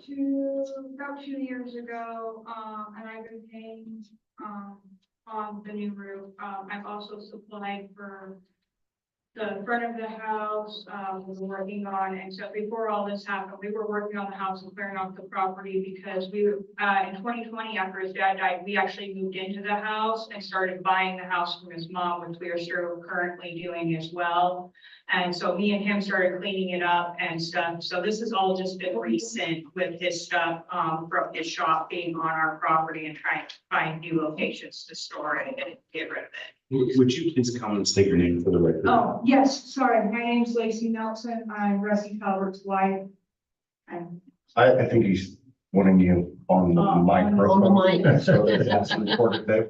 oh, I'm sorry. No, Sorry, this is my wife, Lacey. Hi, I'm Lacey Nelson, I'm his wife. I have been the one providing all the money and stuff to fix up the house and clean up the property and clean up the house. And like I said, in 2020, we started buying the house after his dad died because his mom can't take care of herself anymore. That's why she's not present. We just got ourselves on the deed last year to the house, in fact. And like I said, I fixed the roof. I've paid to kind of fix up the outer structure of the house. We started doing that when all this stuff with this shop started happening, and it's been kind of hectic, and I apologize. So we're not asking for like an excuse. What we're asking for is time for me to find a place where I can legally store these items, because I can't just go to a farm field and drop some motorcycles, because that's actually a code violation in and of itself. When you're saying needing some time, what do you mean by that? Explain it to us. I need a little bit of time to find some places where I can legally store these items. I have been on Facebook. I've been contacting friends. I've been contacting business associates. I have companies from all the way from Spanish Fork down through Richfield, actually communicating with people about possible areas for me to store some stuff. And like I said, I was just on the phone with Moroni Storage for a location for the fifth wheel camp trailer that's currently sitting in our driveway. You think most of the stuff that you have at your home now is stuff that you want to keep, or is it stuff that needs to be? Could you liquidate it? Could you sell it? Getting rid of it? There's actually Or- some that is. Or dispose of it? There- Sell it or dispose of it? There And is that's kind of some what we're stuff. asking, is for that time to figure out, There- what to sell, what to place where, kind of thing. No. I already told them that Moroni, storage unit we are going to get. I just gotta figure out where I need to go to pay, because it's kind of a weird storage unit situation. I already have a truck with a for sale sign on it out front. It's an F-350 crew cab, long bed. It's got a couple of issues with it. I've got all the stuff to fix it. Same thing with all the motorcycles. I have everything to fix it. The only reason that they're not fixed is they were at my shop awaiting the time to fix them. So he didn't have just a scrap business, he had an automotive business, a scrap business, and Repair and a automotive. handyman business. So he had 3 businesses within the city, and because he lost the location of his businesses, he got a lot of stuff to sell from those businesses and find places. I do free scrap removal. So help us again. When you say you need a little bit of time, can you put 1 month? Do they have- 10 days, 2 weeks? We need Do something. they still have a week left on this notification too? No, I just, it's the service date and it was the 15th. So they're at day 16 right now. Of 20 days, of 20. Of 20 days, correct. If the council is interested, we do have some photos of the Yeah. site that we can display. They're in the packet too. Yeah, you'll see a bunch of motorcycles, the metal steel tubing is actually the materials to build my shop and also to build the fence. It's kind of like two different situations here, though. This situation is in violation of city code. And it's unfortunate that you've had all of these other things happen. But this situation needs to be taken care of, and it's an unknown for me when you're gonna be able to find something to do. When you're gonna be able to find something. So that could be a week, a month, a year. And this is, I think that this is, we're feeling that this is important that this get taken care of now. It's a separate issue from what's happening with your businesses. Basically what I'm requesting is about 60 days to find another location. Right now, it's hard to find much of anything, but like I said, I've got feelers out with, business associates, Mr. Sorensen Mr. Foreman of Sorensen's Towing and Recovery. He's inquiring with some of his contacts. I have the owner of Spanish Fork Metals inquiring with some of his contacts. He's actually looking at possibly purchasing a property and possibly putting me on it. He's looking into that situation. But those are all unknowns, right? No, they're all unknowns. So basically what I'm asking for is 60 days to finish the shed, get the fence built, and liquidate some assets and find storage locations for the others. To clean up most of it, and then we can come back and kind of discuss what else we need. We're also looking at the possibility of getting more storage units. To put the stuff Get in. the other items in, so I could actually purchase a property to reopen. Yeah, because we gotta figure out how to sell tire machines and things like that. We're at day 16. Mm-hmm. What have you done in the last 15 days to remediate this? Well, for 10 days of that, 11? I think it was 11. Yeah. 11 days moved of that, I was quite a few of the finishing, trailers. getting it out what I could from off the other property, and then they locked me out. And an Ephraim police officer contacted them. They allowed me to come back on to grab the remaining tools that they had not already taken. So all those things actually added to the problem, right? Yeah. So in the and- 15 days you've added to the problem. Actually, if you look at the On your pictures property. now versus what's currently on the property, there's actually less items already on the property. Okay, so you have- So we You have moved been lot working of on it. areas. You have been working on it. 3 trailers we've managed to move and find places for. We found a Sorry. location for the For fifth the wheel. fifth wheel that's sitting in our driveway. We've, I've kind of had a brain fart. I've got the 2 storage units, and we've been moving stuff into the truck over to there that can be moved into those, storage units. I have multiple flatbeds to move stuff with. And I have a toy hauler that I'm actually loading, full of stuff. And it's not all screwed up. It's actually in another location, being stored right now. So we're using that So for some of the storage. I'm moving stuff out as fast as I can. Yeah. Trust me, and we don't want it this way. Once the shed is built, all of the tool cabinets that are currently in the driveway We'll go into. the will shed. actually be inside of that shed, so I can actually put my tools away and have it clean and presentable. I don't want my home looking like a junkyard.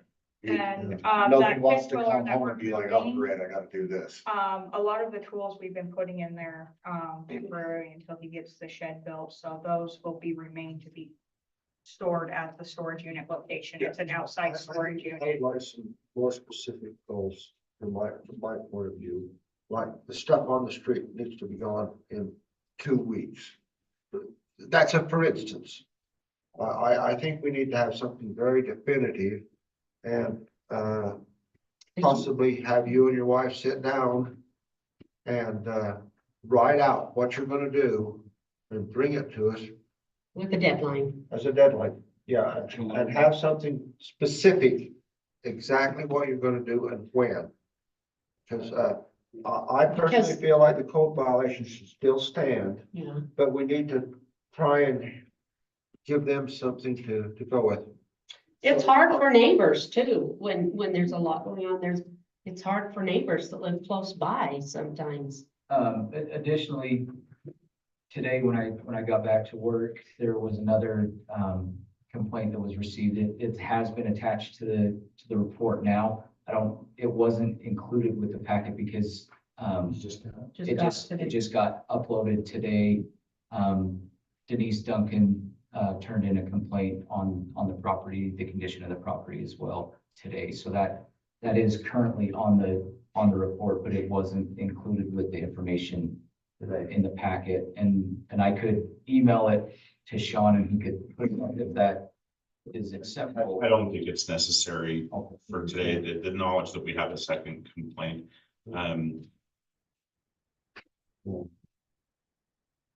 Sorry this has happened. It's kind of tricky, you know. It's like, Well, the same sometimes time you we get, got this notice, we got his eviction notice, so we were dealing with two things at once, and so we're trying to.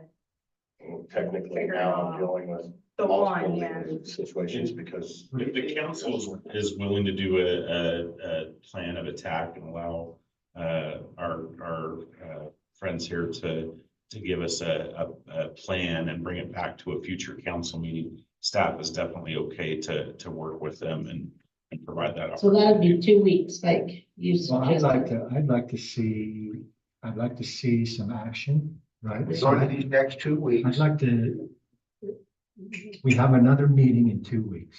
Mhm. And I'd like to have a report of what's been done. And then, like the council member Stevens said, maybe a plan of when the shed's gonna build, a date of when the shed's gonna be built. Yeah. And sometimes. Date of when the fifth floor is gonna be moved, date of when everything else. Not to exceed, It's gonna be yeah. gone. We're actually hoping to have the fifth wheel out by either tomorrow or the next day. So that can go on the That's list And be of checked things that off. you've done. To bring back to us. Yeah, and that's the plan. I also think, Councilmember, that we need to uphold the violation, but yet give them this 2 weeks to get this done. Am I reading what you're saying correctly? Yes, absolutely. Council, may add, our next city council is on the 15th, correct? So we could conduct follow-up on the 14th. Prepare pictures for you at that time so that you can actually compare them. Because ultimately, we just want compliance, Yeah. right? We want. We just want to feedback. Yeah, we don't want. Now, sometimes- I'm not arguing that we're in violation of the No, no, ordinance. we just- I've looked at I the think ordinance. what we want is what you. Yes, So we let's don't make want it to live like this, we want to keep making our house something that's good and. I actually want my house to be the one that everybody wants, not the one that everybody's like, really? Why is that over here? Are we technically then granting an exception of 20-day thing? Yeah, an extension. I think if you're looking for motion help, council member. Yes, that would be good. The motion that I would make would be, we will continue this discussion until the May 15th meeting, allowing for applicants to provide a plan of cleanup and a review of what will have been progress over the last 2 weeks. Thank you for that help. I You got that, Anthony? have a question. Are we talking a written plan not to exceed 60 days? I mean, we gotta flesh this out. No. 60 days in there. I think 60 2 weeks, days. and then we'll talk about it in 2 weeks and see if progress has been made. If it hasn't, then we as a city don't have much choice but to go on to the next step. Yeah. Understand? We want it like you do. We want it nice. Yes. And, you want the first or the last. Yes. I understand that. I've dealt with a lot of people doing my strapping, that were in violation, and we've supplied, free services to help them clean up their properties. So I understand the whole process. I understand that I'm in violation, that we're in violation, and we're merely asking for time to rectify the. 2 weeks. 2 weeks. Yeah, I motion that we delay a decision on this. And this incident report. Until.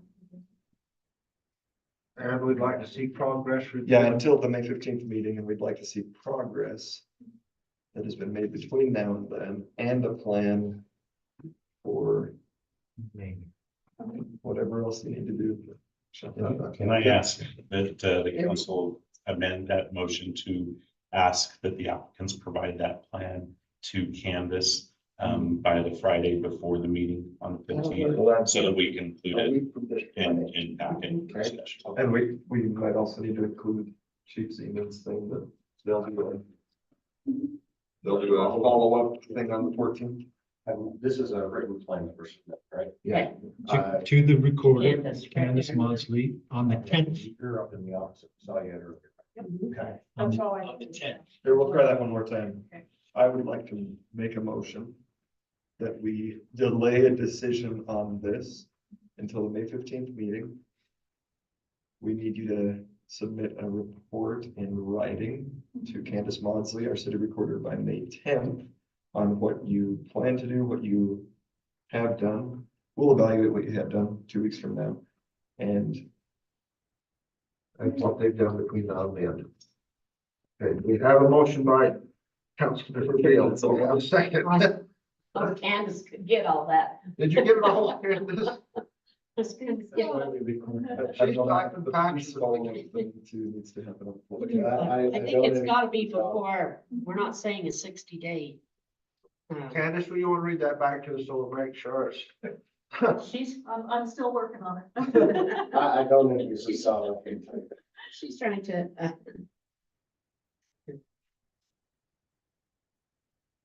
If Candace is good, I think we can. I second the motion. okay, Okay. all right, In favor? yes. Motion passes.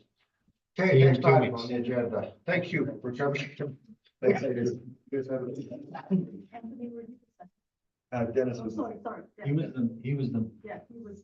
mentioning. Chief Siemens, you guys will just do your thing with that. Yes. We're not gonna tell you what to do at first, but want to make sure it's all. The guys opened it again. Okay, Corey, you're up for ECR. Excuse me. I don't know if I can beat that. I'm my best. That was good. So obviously, what you have in front of you, council, is a resolution for a prepaid transaction through the firm power supply project. Other than like being a firm power supply project, obviously there's natural gas involved in it. There's solar as well, which has to be included into the prepaid. Is there any questions? Obviously in the prepaid, internal revenue code, treasury regulations. The tax code contains special provisions that allow tax exempt bonds to be issued to finance prepayments for natural gas and electricity. The prepaid transactions are structured to convert the difference between the issuer's lower tax exempt, which obviously we're tax exempt, cost of funds, and the prepaid energy supplier, which is a higher taxable cost of funds into the discounted price for prepaid energy, which that creates an initial discount of 8%, and that'll be of the prepaid. So, any questions there on that? I mean, that's pretty straightforward with that. And I've actually got, I believe Jackie's online, Jackie Coombs with UAMPS.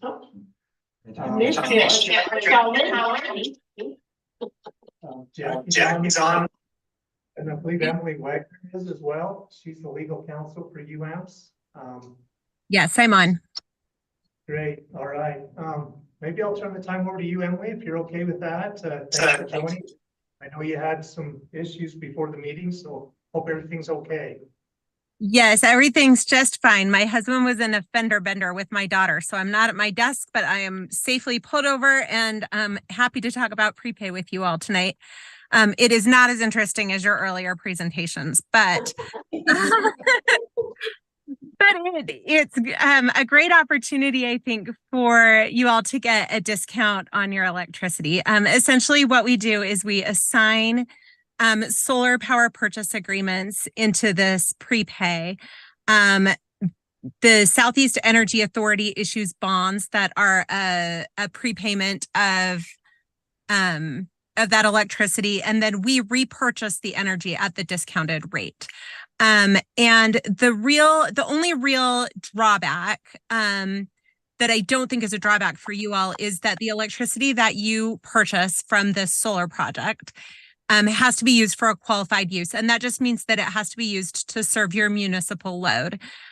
If there's an emergency or an exigent circumstance and you can't serve your municipal load, there's ways to remediate it. You just have to substitute a different power purchase that is used to serve your municipal load. So it's not a terribly big deal, but that's probably the only drawback that I've seen. I understand that's not probably an issue for you all. And so we've prepared a resolution for you to give Corey the authority to proceed with the transaction. And in particular, you need to issue a tax certificate that represents that you are going to use the electricity for the qualified use. And then also provide a representation that your last 5 years of municipal utility revenues for electricity have exceeded the amount that is going to be pledged into the prepay. And as far as I know, you don't have a problem with that. I'd be shocked if you did. So that's the gist of the resolution that we're asking for so that we can proceed with this. We don't have everything finalized.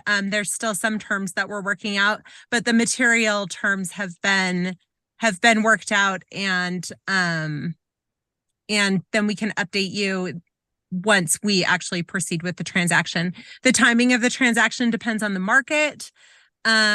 And there is an outside chance on Red Mesa. And I can't remember if you all are in Red Mesa. As I mentioned, I'm not at my desk, but one of the PPAs still needs approval from the lender. Steel Solar does not, but the timing of when we are going to assign each PPA into the prepay is also still a little bit up in the air. But ultimately, the result is a discount on electricity coming from that difference between the taxable bond and tax exempt bond rates. So if you have any questions, I'm happy to answer them.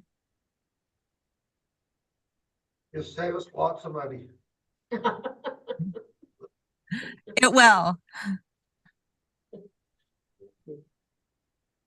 I don't see any other questions from council here, Emily, so. I read through your talking points. Well, I shouldn't say. It was a lot. Yeah. It feels generally positive, and the thing that I would vote yes for, I mean, I'm excited, but wow, I couldn't. Someday we'll be able to understand it. Yeah. It took me a couple months, and I'm a lawyer. There's like 500-page contracts. Only 2 of them are ours, but that govern this thing. It is complicated, but I feel pretty confident in it at this point. Right. You feel good about it, Corey? Yeah, I do. I think it'll benefit the city in the long run, down the road a ways, if you look at that market price for gas that could skyrocket. Maybe that's something we need to look at, as well. And where it's pretty volatile at times. I feel this is a good thing to move forward with. So. All right, any other questions, council? I make a motion that we approve ECR 24-4 firm power supply prepay, authorizing a tax certificate and agreement for UAMP's firm power project and related matters. Second. Okay, the motion made by Councilmember Anderson and seconded by Councilmember Field. All in favor? Yes. Yes. Passes unanimously. Item 5, notice of intent for potential truth and taxation. Thanks, Jackie. So this is purely simple and administrative in nature. As John mentioned, we've brought to the council several times the thoughts that maybe the time has come to do a truth and taxation hearing, which allows us to reject the certified tax rate that the county will provide us and choose a new tax rate based on revenue. We're asking the council tonight is not to say, yes, we're going to do truth and taxation, and is not, yes, we are going to raise taxes.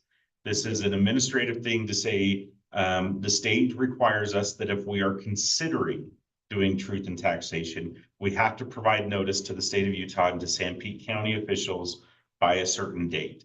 There's been, as John mentioned, there's been some confusion because the trainings that we got on this said the date was in June. Apparently that doesn't take effect till next year. The date's really in March this year, but the state said, we'll deal with it, just get it done and provide the notice. So all we're asking for, and this is the notice is literally a letter to the Utah State Tax Commission and to Sanpete County saying, hey, Ephraim City may consider truth and taxation this year. It does not bind us to do it. Right. It does not bind us to raise taxes. It does not bind us to even hold a truth and taxation hearing. It's just saying that there's the potential. Because that'll be a bigger conversation. I'm fine. You need that in the form of a motion. Yes, we put it on the action items agenda just so that we know that the council has directed staff to issue this notice to the state of Utah and to Sanpete County. We will do that tomorrow, given your thumbs up. I'll move that we instruct our staff to provide the notice of intent for potential truth and taxation. Wow. Well done. Second. Motion made by Councilmember. Third. Seconded by Councilmember Anderson. All in favor? Yes. Yes, unanimous. Can't even remember that. Okay, ECR 2405, contribution picked up resolution, John. So we talked before, this is for URS, for public safety, tier 2 employees, which we have 4, I think, that this will apply to. So there's a pickup election required for the URS. They've raised the rates pretty significantly this year, this upcoming year, fiscal year 25. So the city has the option to cover this or not, as we've discussed. We decided to go along with that. And so this is just for your approval on the resolution to pick up the 4.73% for their retirement through URS. How much is it? What percentage? 4.4. 4.73. Okay. It's 2.59% right now. And the city has elected to pick up to 3% at this point. So it's within that. So this is the 1.73 above what we've elected to at this point, so. And you were saying that we've just found out that once we go to the 4.73, we can't go back down. Right. We can go up if it continues to go up. Right. But So today we'll cover up to 4.73, we can never go back down unless the rate goes down. So if we go to 4.73 this fiscal 25, 26, it goes down to 3, we'll go down to 3. okay. Okay. But if it goes up to 5, we're gonna go up to 4.73 And that's at least, at minimum, so. Okay. One other note on this, if I may, this is for tier 2 public safety and fire. But the tier 2 is anybody new that gets hired in the future. So even though we've only got 4, you said, that meet this qualification today, any new employees that come in are on this tier 2 program for public safety. So just to give you that heads up that this affects future employees, not just the 4 we have that we mentioned. Thank you, John. Any motion? I motion that we adopt the ECR 24-05 Tier 2 contribution pickup resolution, authorizing the city to pick up the employee portion of the Tier 2 public safety firefighter retirement systems contributions. Looking for a second. Second. Wow. Okay, Madam.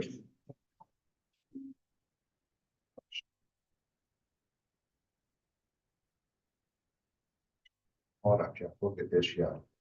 We had a motion by Councilmember Beal, second by Councilmember George Bell. Oh, Anderson. Anderson, all in favor? Yes. Any opposed? So what, this motion passes unanimously. Okay, Jeff, you're on. Okay, this is the fire protection agreement between the city of Sanpete County, which is signed every year between the mayor and the fire department, which says that we will provide fire protection outside of Ephraim city limits, which Sanpete County will reimburse us $8,333.21 per year.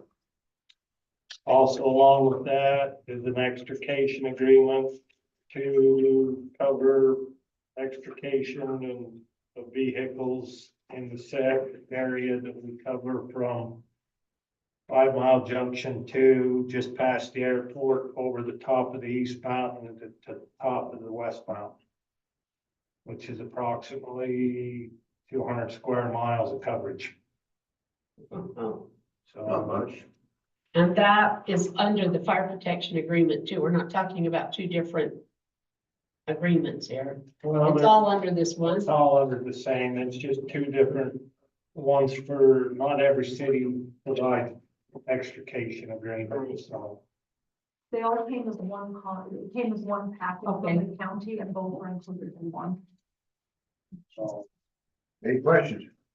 How long is it, how long has it been since we've negotiated that price with them?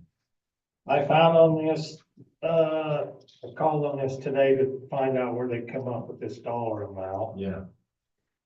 It's set for 5 years, but it's set by the amount of coverage, square miles of coverage, the amount of people you have that are certified in different areas, and the value of, structures that you have to protect outside of the city limits, so. Every 5 years we look at that. Well, the county looks at it. Yeah. Also the population that I mentioned, you might have said that. So I was told there was $78,000 that the county pays out to 11 fire departments, so we're getting over our share. 10% of the 10% of the 11. Any other questions? Looking for motion? I am looking for the wording to use. Go ahead, Dennis. I move that we approve ECR 2406, fire protection agreement, approving the fire protection agreement between Ephraim City and Sanpete County, Second. including the vehicle extrication. Second, have a motion by Councilmember Morfeld, second by Councilmember Beal, all in favor? Yes. Yes. Unanimous, passes. Sean, ECR 2407. We're all in on these resolutions tonight, so Yeah. this is some pre-planning for us. The state initiated a new holiday. We're calling it Freedom Day. It's the Juneteenth holiday that falls annually on June 19th.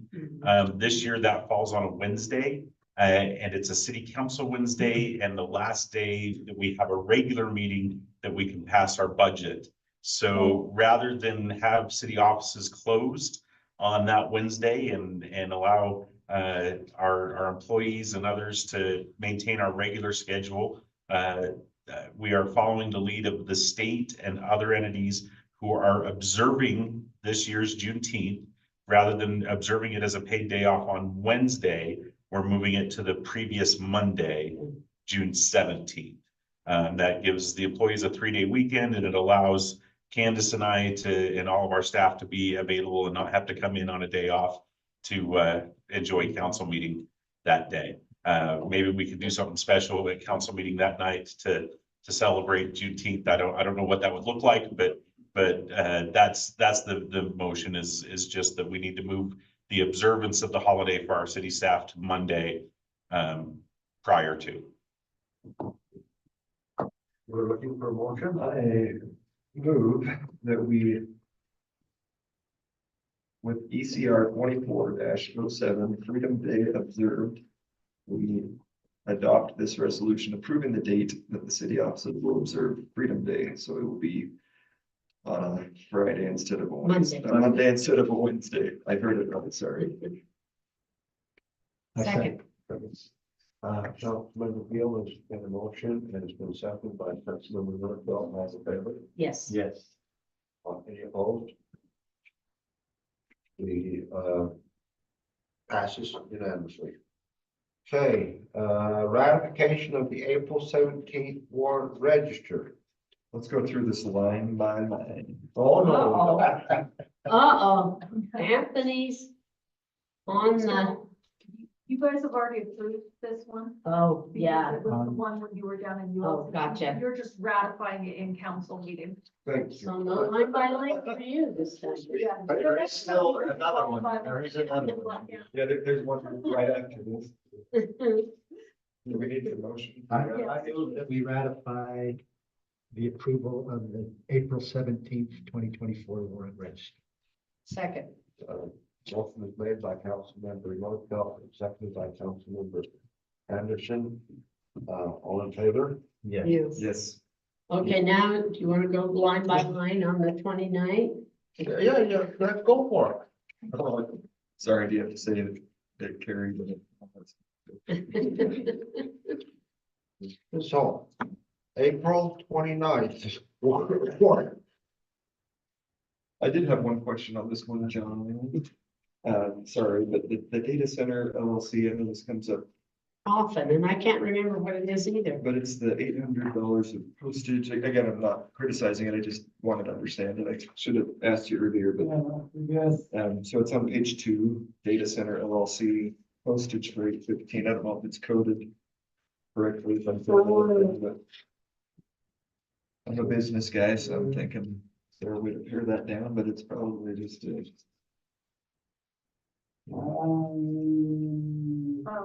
John, I can tell you exactly what. oh, that's good. Sorry. Just because I did utility billing for so many years. We pay the data center for printing, but we also, they pay all of our postage. And so we have to keep a running account of postage with them every month, and that's about what it costs us every month to mail out our bills is about $800. That's what I mentioned, Jake, that I thought it was, but. Yeah, there was another postage one too, but sorry, when I bring some of these things up, it's just more to educate, but not a concern. Did you have another question or, sorry? I just wanted you to come back up here. Let's. Well, while I'm up here, I did want to point out one thing. We've got the UAMs, payoff on the Carbon Power Project.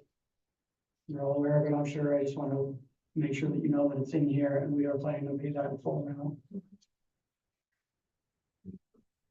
Looking for motion? Make a motion that we approve the warrant register from April 29th. Is that the right date?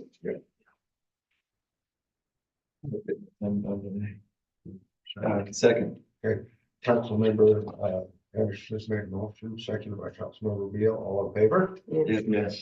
Passes unanimously. Now, let's see, approval of the April 3rd city council meeting minutes. Any questions?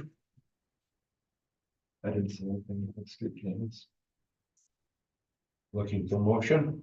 I move that we approve the April 3rd, 2024 city council meeting minutes. Second.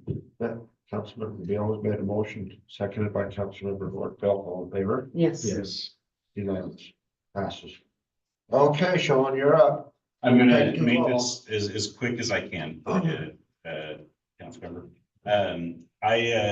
The city's been looking into changing up our vehicle program.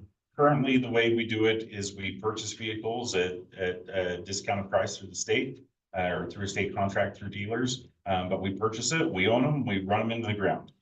And for some vehicles, that system works great. For others, we have to be a little bit more proactive. So we've been proposed this year as part of our capital improvements. You'll see several items: police patrol vehicles, police admin vehicles, the fire command vehicle. So this is Chief Hermanson's pickup truck, and a couple others that we'll put on there. We've reached out to a couple of different companies, one of them being off-brand, and one of them being Ken Garf Auto Group. Ken Garf Auto Group has brought back a proposal where we can lease the vehicles. Then our initial outlay would be 10 vehicles. So it's the police, the entire police fleet, the fire command, and then replacing the large Tahoe, the newer Tahoe that we have as the administration vehicle. The only reason we're including that large Tahoe is in the 2 years I've been here, I've noticed it doesn't get used very much for that third row as far as transporting people. And we've got several members of our staff that don't feel comfortable driving it because it's so large. And so we just want to shrink it down to a smaller SUV that might be a little bit more practical for some of the people that are using that. The way that I'm picturing this is that if the council wants to do a program like this, instead of having every third or fifth year where we look at a big spike and spending $300,000 or $400,000 to replace all of our police vehicles, we can put this onto a lease program where we can rotate through them every third year and try to make it so that we're balancing the budget and getting a more streamlined. We're going to have this expense every year, but at least we know every year what it's going to be, or within some dollars. The initial cost of this is actually pretty good to us. In trading in the vehicles that we would look to trade in for this, Ken Garf is proposing to give us $180,000, give or take, depending on when we make this deal, if we make this deal. Our outlay for purchasing the vehicles for the initial lease cost of these vehicles is $130,000, give or take, which is a net to us of $50,000 in our favor. In tight budget years, we can see this as a good thing. However, that $130,000 continues for 3 years, right? So it's 130 this year, 130 next year, 130 the year after that. There's pros and cons to this, right? The mileage stuff that you hear about with leases really doesn't matter. All of the vehicles that we're trading in, our annual mileages would be under the allowable mileage that the lease would allow for, which helps us in that when we go to return them or trade them in again, we would be under the cap, which would give us hopefully a benefit of capital. The lease program also allows us to have a guaranteed floor so that we know at the end of 3 years, we have a guaranteed price that we won't go below, that we can trade these vehicles in. We will get an influx of cash that we could then use to apply to the new vehicles. So it wouldn't make sense to have them on a rotation. Yeah. Some on 3-year leases, some on 5-year leases, or to do 10 1 year. And that's exactly the idea, is that we're going to do 10 this time, but we want to get on a rotation where it's not quite so high. But that 10, that price pretty much would stay the same every year. So it is committing a lot of money from the city to do this. But I also believe it's important for our staff, especially our police staff, to know that we're providing them the best materials we can and the best tools we can. The other thing with this lease and working with Ken Garf is that they provide, in this cost is all the upfitting. So this includes all of the lights, sirens, equipment and everything, the cages, everything that goes into the vehicles. And it makes it more of a turnkey so that we can, when we do replace a vehicle, it's a couple of hours or a day on the trade rather than buying a vehicle and then having to schedule that upfit and go and be without that vehicle for a month while we wait for the lights and sirens and everything to be put on it. One last thing on this, as we talked about with department heads, we wanted to do this as a trial with police and the admin and fire, but this is something that we could eventually work Public Works and Power into if we feel like this type of program is working, so we can rotate all of our vehicles on this. So that's a future down the road type thing. With Ken Garf, the reason we're bringing it up tonight, we don't have to put an order in. We don't have to sign a contract with them. However, if this is something that you think we would want to do as part of our budget process this year, there is some advantages to signing up with them now because we can start to order some of these vehicles that we would then pay for with the new budget, if that makes sense. It does take time to get some of these vehicles in and out and ordered and upfit and everything like that. So it just puts us in line. We don't have to pay anything until we take delivery of the vehicle. I'm just curious on this one, I don't know, Chief or Megan, anybody, do you guys have any thoughts on it? Seems good, but from like a staff perspective, is that appropriate to ask? I don't know. I can give you some context from an operational standpoint. Like our current vehicle situation now, they're 2018 and 19s, you know, and I've always considered police vehicles have the same lifespan as a dog. Right, it's because that's everything to the officer, that's their mobile office, they're running for their entire shift due to the electronic equipment side of it. And for my consideration is safety and reliability, you know, and the safety aspect is they are emergency vehicles, which were responding at high rates of speed at some points in time. And the reliability is being able to get to the places we need. And our current fleet right now with our vehicles, we're starting to see that reliability aspect fall. And they're going into service quite a bit. Tell them about your first vehicle. Yeah, so for example, an agency that I first worked with, Shall go unnamed. the master cylinder was out in the braking system. And so I got issued the vehicle and I'm driving to an incident and I go to hit the brakes and they go all the way to the floor. Nothing, like all the way to the floor. So it was a struggle to get that resolved, even being something as critical as that, you know, and so to me, that's something that's really important. We're seeing in the current fleet we have right now, we're seeing a lot of electronic issues. They're having issues with the like some compressor issues and things like that are taking them out of service. And unfortunately, our one backup vehicle we have right now has a blown engine. So, and our other one was, you know, just given to Public Works and they're using it. Because we do it. Oh, did you? Oh. What did you say? That makes sense, because every time I see it drive by, so our one backup vehicle right now that we do use for, you know, accidents or when a vehicle is in for repair is in the same boat that one was, is making the same noises that we suspect it has a bump in. I appreciate the context. I think, you know, Sean and I were talking about this last week, but yeah, having these vehicles in the shop, that's not a great thing. I mean, this is good. I mean, this is a standard of living that I definitely don't personally live up to, you know, leasing vehicles. I wish to get there one day, but we drive meters. Drive until they die. But yeah, but I appreciate that this is kind of a. Every officer has their own vehicle. Right. And something else is that the vehicle thing, even when I was there, I was trying to come up with the program with one. And, you know, prior, the leasing companies weren't really working out, which.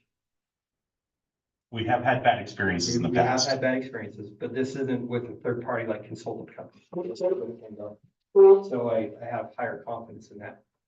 But other agencies run their vehicles typically 5 years.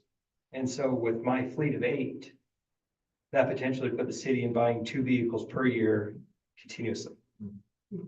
And so with our vehicle, the current prices now, they're right around 60. By the time you're done with upfit, we're probably $75,000 to $80,000 per vehicle. Is where we'd be at to keep Well, that's about the cost of the whole sufficient. project, isn't it? Yeah. Keep it sufficiently. Sounds good. That's nice. So I understand that there's some concern and I love the ethos that we've had as a city, you know, use it up, wear it out, make it do or do without, right? That's the ethos we've had and it has been great. But there's also something to be said that we buy vehicles, we keep them under warranty, and then we can trade them or sell them even under the lease program. At the end of 3 years, we can sell them to other agencies and the county can get our used vehicles at a cheaper price as we're getting new ones in, right? There's options at the end.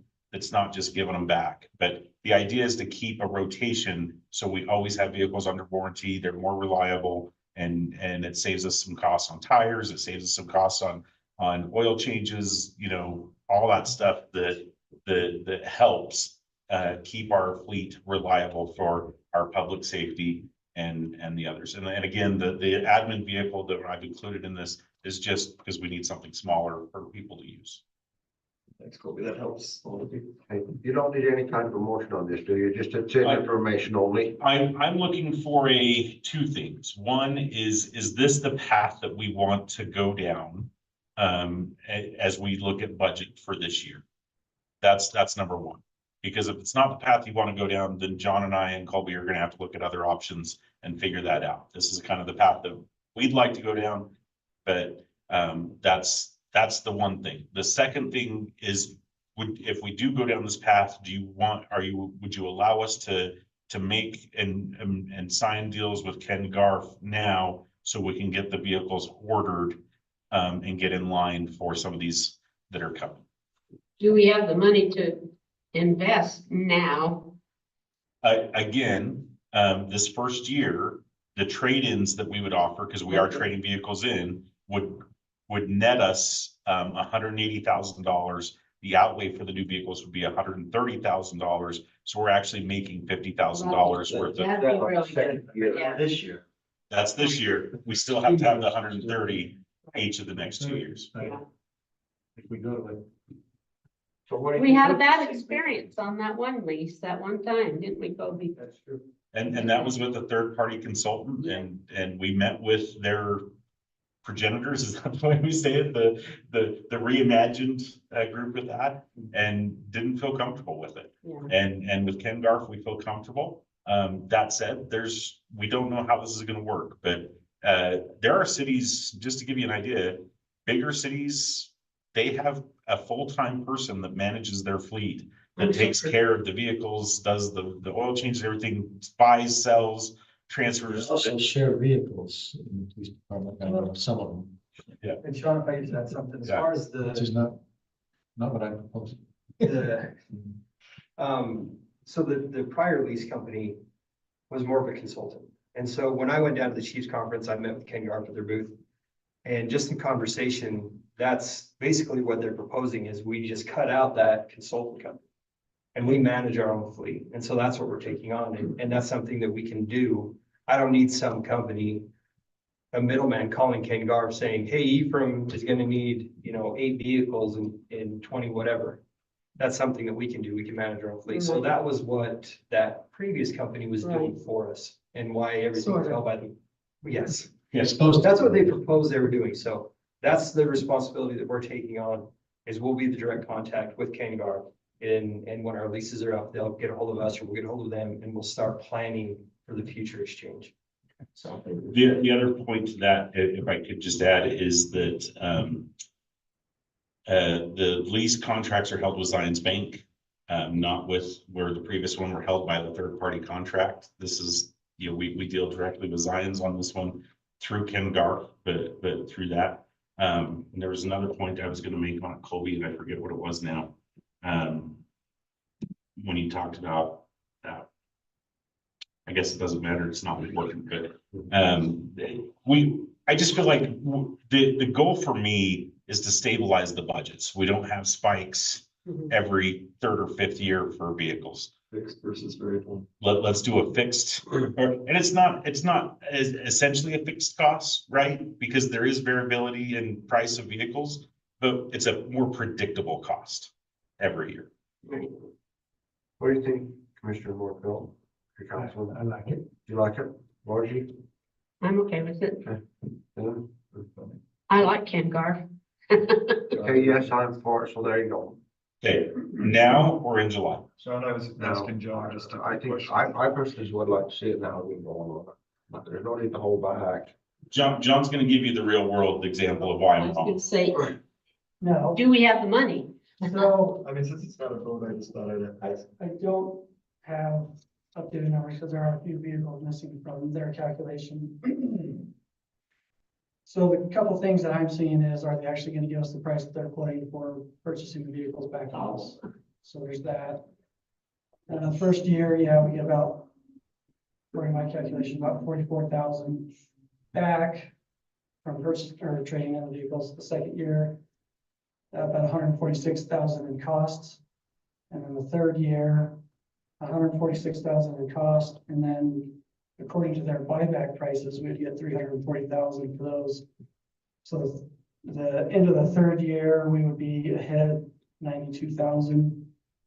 But then you start looking at, Then we're getting, and then we're starting to. so then we start another cycle on year 4. And at that point, another prices are gonna go up, that's probably another 150,000 for year 4 and 5. And then year 6, when they purchase those back, we're probably about 10,000, at least according to this, and these are not fully accurate numbers, so. These are estimates. So over the 6 years, it's probably gonna cost us 10,000 if they actually buy back the vehicles at the cost. Yeah. So to that point, John, the buyback price is a contracted floor, right? So the minimum that we get back is that floor. They could be higher, but they would not be lower than that. The other thing that I was gonna mention, I just remembered fully, is that with the contractor, they wanted to put us in top of the line, everything. They were more concerned about the resale value. With Ken Garf, we feel a little bit more comfortable that we're getting the vehicles that we want. That may not be the top of the line, because I don't care about the resale value at the end for Ken Garf. What I want is the right trucks for the right people. For instance, if Public Works were to, if we were to add Power Public Works to this program in the future, the Public Works guys, they want a single cab long bed, right? They want the 6 to 8 foot bed if it's available, not the 5 foot bed that you see on every truck today, right? With Ken Garf, I feel confident that we could say we want a 5 foot or a 6 or an 8 foot bed with a single cab, and we would get it in that vein. With Chief Hermanson's truck, we've talked about, we want a red truck for that. With the consultant, it was white diesel trucks. We don't want diesel for our police vehicles or our fire vehicle. So getting a red truck was something that is there, but it takes a couple months to order a red truck because that's not the standard fleet color that they do. So just a couple of things on that. So I think you've pretty well got your direction on it. And do we want to start now, get moving on it? If it doesn't present a financial burden, I'd say start now. Yeah. Okay. Let's go to council reports, council Northville. We have a Scandinavian festival meeting, and it's everything's going to plan. And we didn't have an airport board meeting. We didn't have enough for a quorum. But Sean, did that go to them or just to the airport? Your email, just kind of my update went to the airport board. So we had, as you know, we've had some work being done on the runways and the jewelry seal, and we had some extras, so we did the cemetery. That looks nice. I haven't been out there. And all of we were expecting to be closed for the rest of this week. But now they're all done and the airport's open, right? So. You stole my thunder. I was gonna give all this happy news. Rec board, we have a meeting coming up next week, right? So I'll get a report next time. I don't have anything to report, Margie. Well, because I had a hard time finding someone to take over Miss Ephraim, it had been turned down a few times.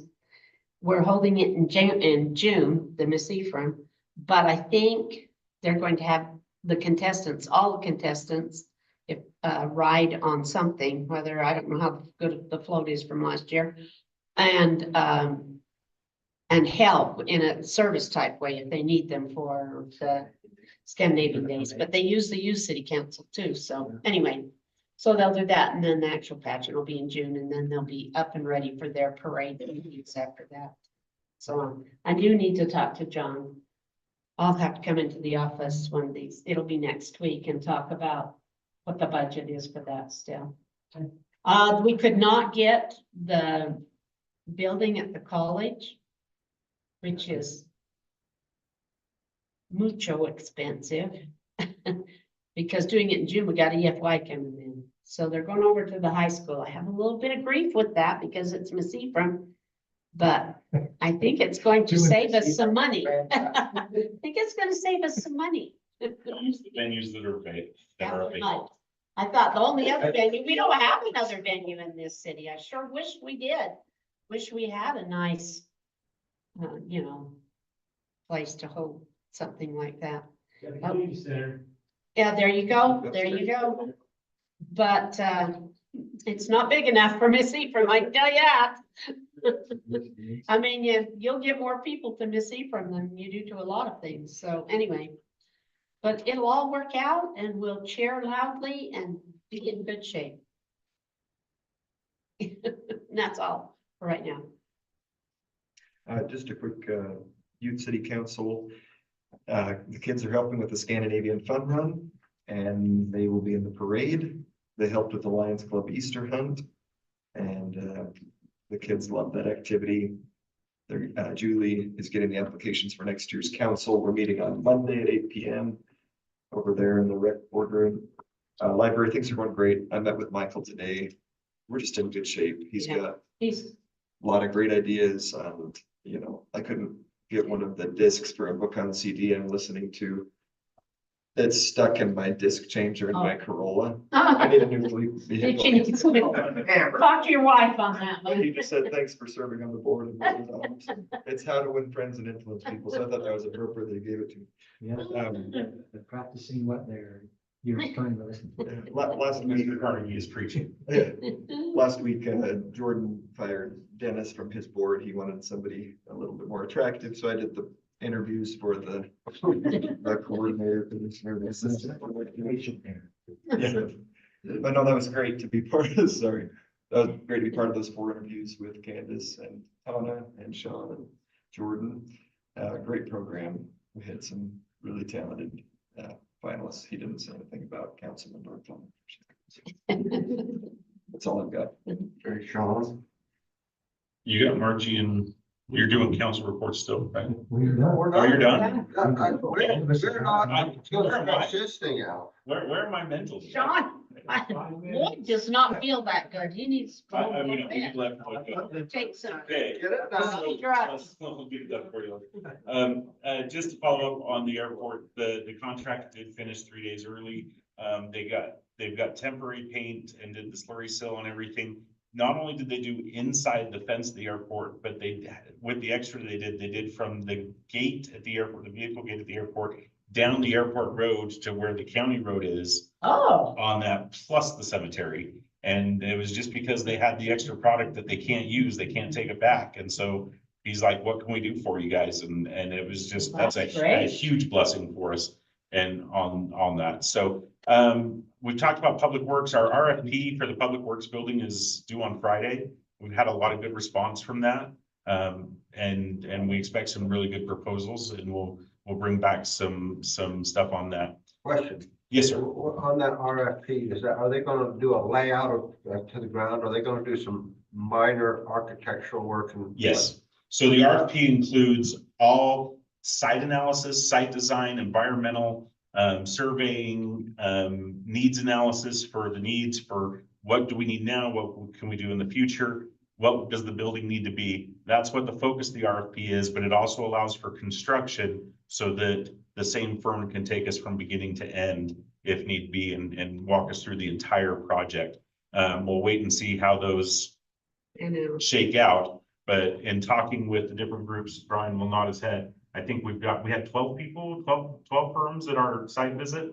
Site visit, more than that, who are expressing interest. Yeah, so there's some definite interest. We haven't given a project budget, which is one of the things that the firms don't like, because they want to know, okay, we've got $15 million for a building, and they want to build a $15 million building. And we want to say, well, how much building do we really need before we put a number to it, right? And with that, we've got some irons in the fire to maybe trade some land to help us purchase the building and do the steel building from the local group there. So we did submit this week our earmark request with Congressman Owen's office. Brian did some yeoman's work this week to get stuff done. The good representative let us know on Friday about 3:30. The window was open and the deadline was yesterday. So we spent most of Monday putting stuff together, and by we, I mean Brian did most of yesterday. We were most of Monday putting stuff together, and our consultant at the Ferguson Group. One of the things I do have to give a shout out, you won't see this, but Representative Owens, our state representative, Darren Owens, I called him looking for a letter of support. He was in Taiwan and answered the call, and we were able to work out to get the letter. So thank you to Representative Darren Owens for taking care of us even when he was out and on the other side of the world, quite literally. So with that, I do want to talk about a couple of things on our insurance, health insurance for employees. That has gone out to bid. We're going to get final numbers from our consultant hub this week, I believe. I think we've got a meeting on Thursday with them. Tomorrow morning, that's Thursday, right? Yeah. So they're going to give us, we think our worst case scenario is a 5% increase that has been built into John's budget. Is our worst case scenario with keeping our employees on PEHP, which seems to be the best option, but we'll know more tomorrow on that. Every 5th year, we do get an upgrade from our website design folks. So Candace and I and other departments are starting to look into redesigning the Ephraim City website. So you'll see some changes there. I wish we could parlay this with, it's a good time for us because we're switching to the .gov. And so we can have the ephraim.gov domain that we can host the website on and do that. So it's a good time to redesign. I wish we could do some city branding with that, but that's money that we don't have in our budget to spend in a year to get that kind of process done. So with updated logos and stuff. So we'll use what we have and call it good. I just want to ask a quick question to the council. Is there anything from ULCT that you thought was really good or learned that really affected you as we have this from those meetings, first time for most of you? I felt very sad going to that IPA meeting. I didn't ask you about IPA. I asked you about ULCT, Margie. Well, Yeah. that was part of you. Yeah. That was part of you. Yeah. They scheduled it during the Yes, they did. ULCT. That was a hard pill to swallow. Yeah. But Yeah, I loved it. It was really. Any one topic that stood out to any of you? I felt very good and appreciative of those who have gone before us. yeah, When you hear some of the situations that some of those cities are in, right. we're doing pretty well. The grass is really green in Ephraim, if I could point a phrase. Yeah. Some Grass is cities really, that have absolutely nothing. Yeah. One city So was that's- saying You there's Saratoga Springs that gets all the water and everything, and they're a little community a little ways away, and they're running out of water, and state won't help them. yeah. It's like a 200 population. Is that right, Dennis? Yeah. But I like that Noel Picus pace. I thought her presentation was really good. It's fun to connect with different colleagues. I Yeah. connected with a guy, on Heber City's city council, and lots of shared things, he messaged me through LinkedIn, and now we have each other's contact information.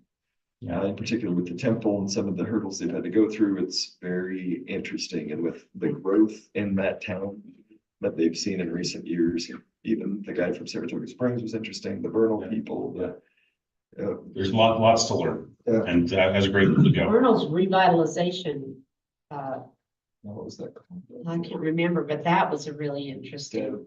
I'm gonna throw this out here, and please don't shoot the messenger, but Okay.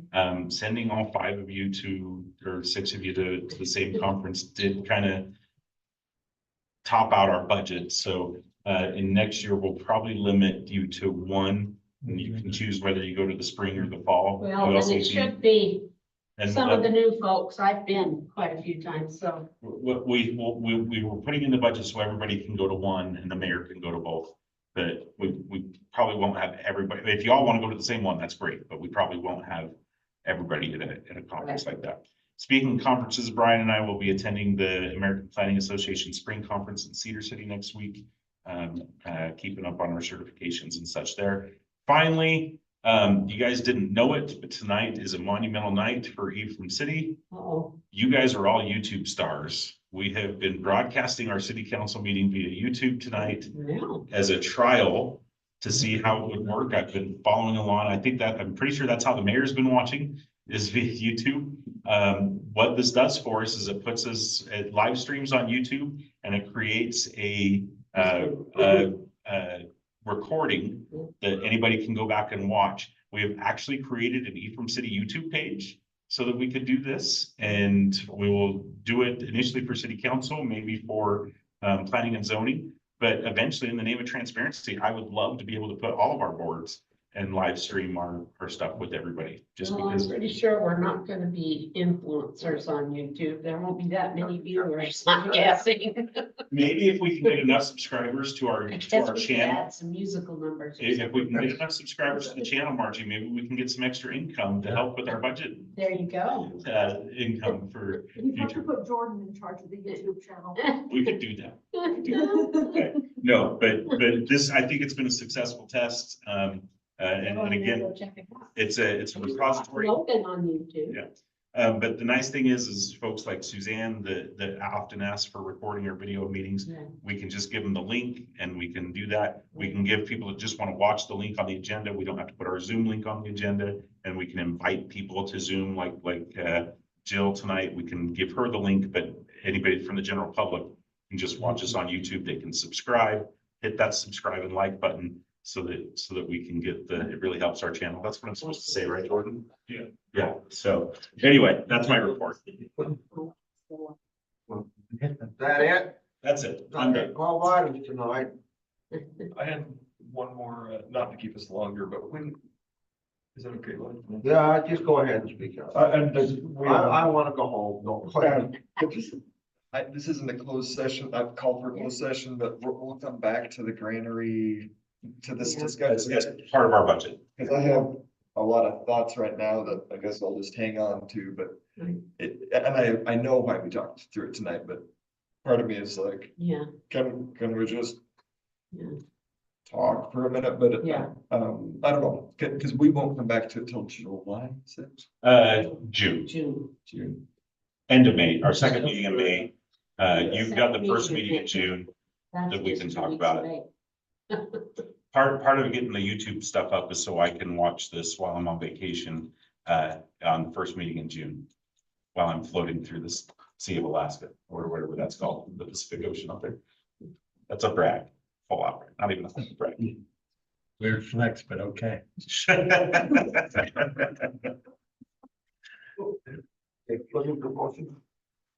I motion that we adjourn, that we end this city council meeting. Mark? Second. Okay. All in favor? Yes. Yes, done.